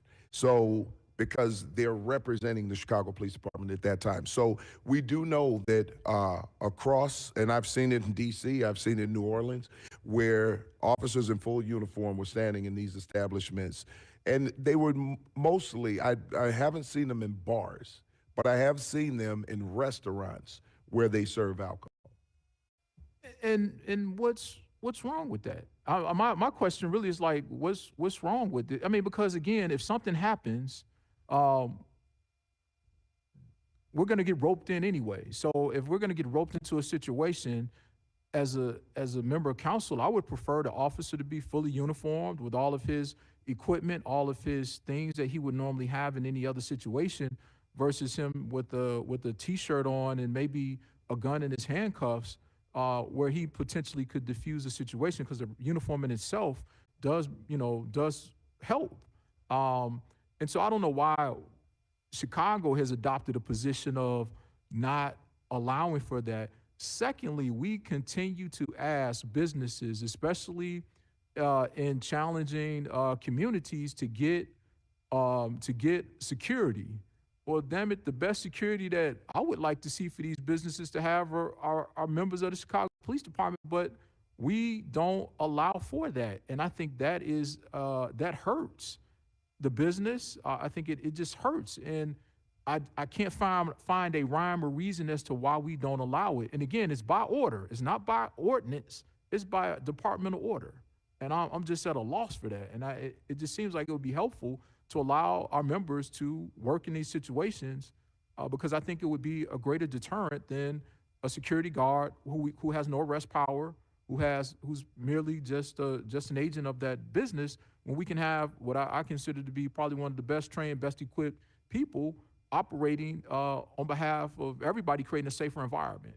I mean, that's how I look at it. Well, we can talk about it further. It is just, we do have to understand that liability would then fall on the police department. I think the liability already exists if you're working wherever you're working, because I've never seen a situation where it went awry that the city of Chicago wasn't a named defendant in those particular cases, because those are our officers. So if we're going to be, they say you're in for a penny, in for a pound, that if we're in, we're in. And I think we need to be in 10 toes deep, so that we can, I think, provide the best level of service. Now, how we do that, now I understand that you don't want, officers in uniform at certain establishments without necessary agreements, but I think that we could, I won't say compel people, but if that's the level of service that they want, that we could create an avenue for that to occur, similar to what we do with CTA, even though they're a sister agency, or even CHA and other agencies.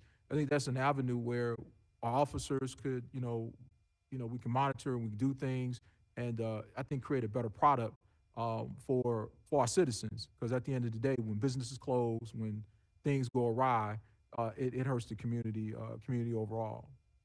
Well, Alderman, what I will tell you is that our officers and the plans that we have around businesses right now, especially when we know that those businesses need help, we're going to ensure that we have officers working in those locations. One of the things that we've done is that we've beefed up foot patrol around a lot of the businesses. Now, in certain communities, we know that we have to have more of a focus because of crowds gathering in front of certain businesses, things of that nature.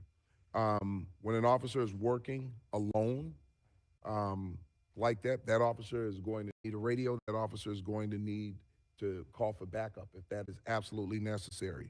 So whatever happens in that establishment, the Chicago Police Department now becomes responsible for what happens in that establishment, because no one's going to go after the business owner. They're going to go after the police department because they feel that's where the money is. So we can have a discussion about this, but we have to be very careful, especially when we're talking about lawsuits and saving money on lawsuits, because, and you're right, people will go after police officers anyway. But if this is a situation where inside of a business, an officer in full uniform takes action for that business, now the Chicago Police Department can be held accountable for that. So we want to be very careful about that. Okay. Superintendent, if I could add one on Go ahead, that, Chief. Chairman. So obviously downtown in the Central Control District, 1st and 18th District, I believe there are 53 licenses that close at 5 a.m. 49 of them are in the 18th district. I think 4 of them are in the 1st district. We have over 41,000 hotel rooms, and the ideas come up. We've had many discussions about how to do that. One of the things that the superintendent did, which was a great idea, we expanded our CERT teams to go to 10-hour days, 10-hour shifts, which gave more officers into entertainment details. Certain parts of the city, this and that, we've increased our entertainment details to address this. I think during interesting times when we had civil unrest, although we were trying to give radios to stores that might experience the smash and grabs and everything, but it came down to like the officers working in these facilities. What kind of call number do you give them? Who's responding? And the safety for our number one assets for the men and women working out them by themselves. These establishments working till 5 in the morning and just being outnumbered at that time without a support unit following up or overlapping. So it became a safety issue about putting officers there. I know a lot of our licensed downtown are restaurants with incidental liquor license, which officers are allowed, I believe, to work off duty at the restaurants because they have an incidental liquor license. But just the safety issue to leave our men and women alone in these facilities would be a daunting task. Okay. Scott Spears, General Counsel. Rule 16 of the rules of the Chicago Police Department prohibit an officer from entering a tavern or bar while on duty or in uniform, except in the performance of police duty. So if we're talking secondary employment, that's not their police duty. If it's their, if they're entering the tavern or the bar because they're responding to a call for service, then they're permitted to be in uniform. Diversion of Bureau of Counterterrorism. I can also add, Alderman, I understand exactly what you're saying, and we've had these conversations, as Chief Hind mentioned, with many different people. Like, for instance, your Lollapalooza that occurs in Texas, the police departments work it off duty with their uniforms, exactly what you're talking about. They pay that unit because it's like, it wouldn't be any different than our movie detail. So our officers work the movie detail in uniform, but they're paid by the cinematic agencies. So it'd be the same thing. You'd have to have a unit like CTA too. When we work CTA off duty, we're in uniform, we're allowed to do that. But that's an agreement with CTA. There's a whole, like you said, litigation where if something happens and the officer uses use of force, et cetera, what governs that? What are we under? Are we under Chicago Police Department's rules because we're wearing the uniform? Or are we under CTA's rules, et cetera? So all that has to be worked out. So just to put an officer in uniform at a local business, like let's say Macy's, we'd have to be in an agreement with them, and we'd have to have, it almost have to be like you'd have to go to all the organizations downtown, like John was mentioning, and have an agreement with them where we'd have a specialized unit that would work off duty, and we'd be wearing our uniforms, but then they would be reimbursed from those companies, and help those companies would hold the insurance retainer over us. I totally understand and know we would have to put parameters in place and line stuff up. But I do think long term it may be of a benefit to the city, to the businesses, and even to the officers for them to be able to do that. And you don't have to, you know, everything's on the table. You know, it's not you're moonlighting or you're doing something that you may have no business doing. And I think, you know, putting it on the table, I think would be helpful for you know, for everybody, to be perfectly honest with you. The final question is around the death of officers. In the last few years, we have seen a number of officers who have been killed in the line of duty. And there seems to be a level of commonality that many of them were fairly new on the job. Is there something that I want to say is not missing, but are we looking at these situations to potentially see what may have led to the circumstances, or because it's just unique that a lot of these officers, I think the longest amount on the job may have been 5 years, and that, you know, how are we, is there something different or that is potentially attributing to this? How do we, you know, better, I want to know if we need to better equip people, or how do we deal with that? Or has anyone even studied that commonality between these last 5 police officer? Well, there are a few things there. Number one, we have a very young department now. Our department probably if you averaged out the numbers, it would probably be around 12 years. Um, but what I will tell you, the uptick in violence against the police, this is the thing that I don't think many people are paying attention to. Our officers over the past, since 2020, have been fired upon over 330 times. 38 police officers have been shot over that time. We've seen an increase in attacks, physical attacks on officers since 2020. People have gotten very comfortable and brazen when it comes to fighting with the police. Last year, during Mexican Independence Day, we had an officer who was struck in the head with a board, split, almost lost his entire ear. And we see this on a regular basis. We just had multiple officers, 3 officers who were attacked inside of a funeral home where a fight broke out, and these officers had concussions.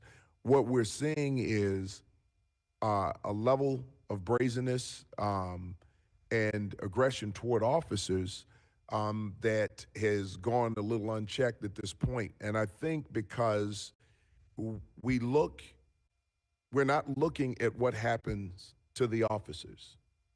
When we look at the officer in one of our shootings, was shot in the wrist.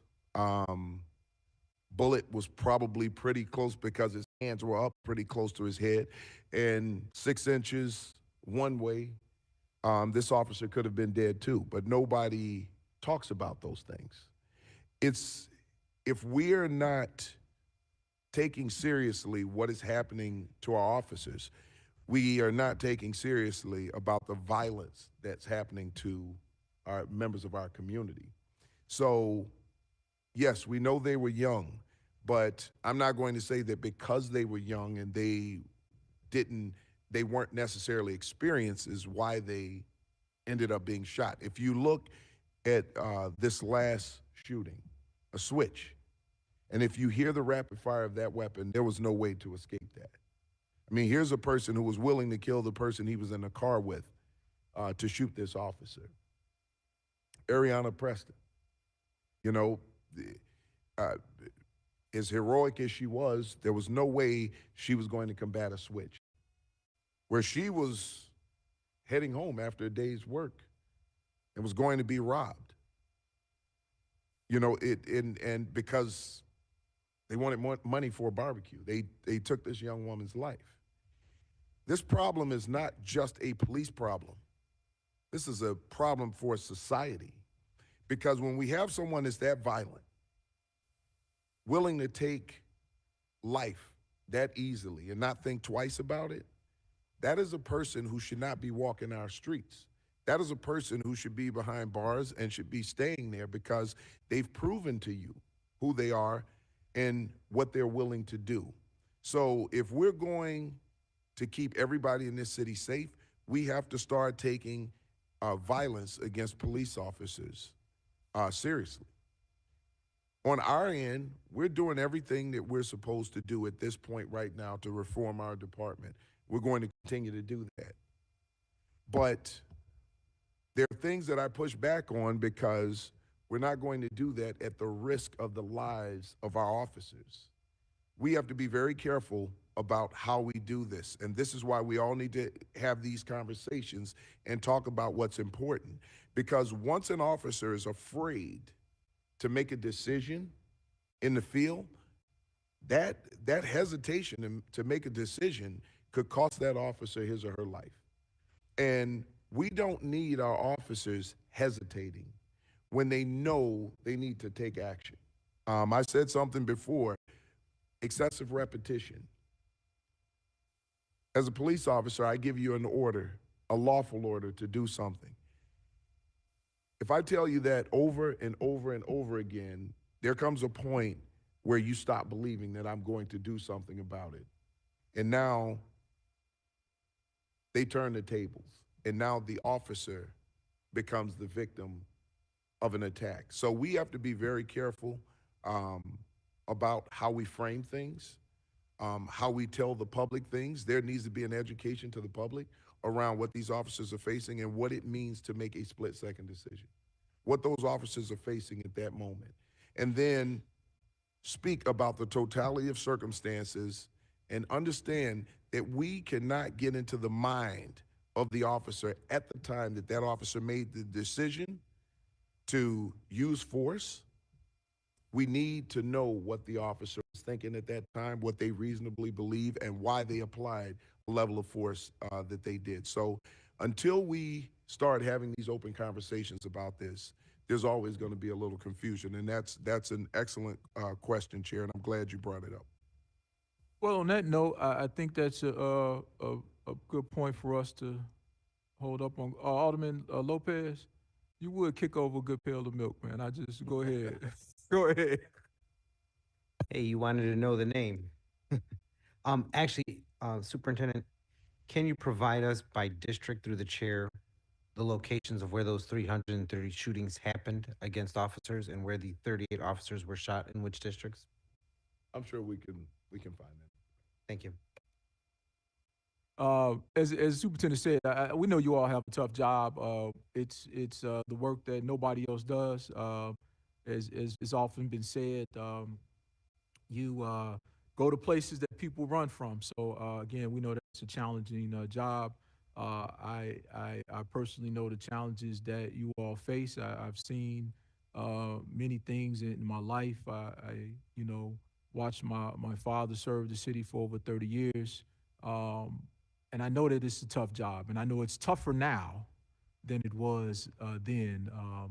Again, we want to make sure that you all are equipped with the tools that you need, the resources that you must have in order to keep each and every one of us safe within the confines that we work under. I know everyone thinks that things are infinite, but as we know now, things are finite. So we want to make sure we're doing right by our officers, supporting them where they need support, and also be accountable to the citizens of the city of Chicago. I know it's been said you all are doing good work. We know that the numbers are down on violence. Numbers are down in most of our major categories. We know that's attributable to the leadership of you and the members sitting in the box in the various members of the department, from the superintendent's office down to the guy walking the beat. So we appreciate the work that you all continue to do. I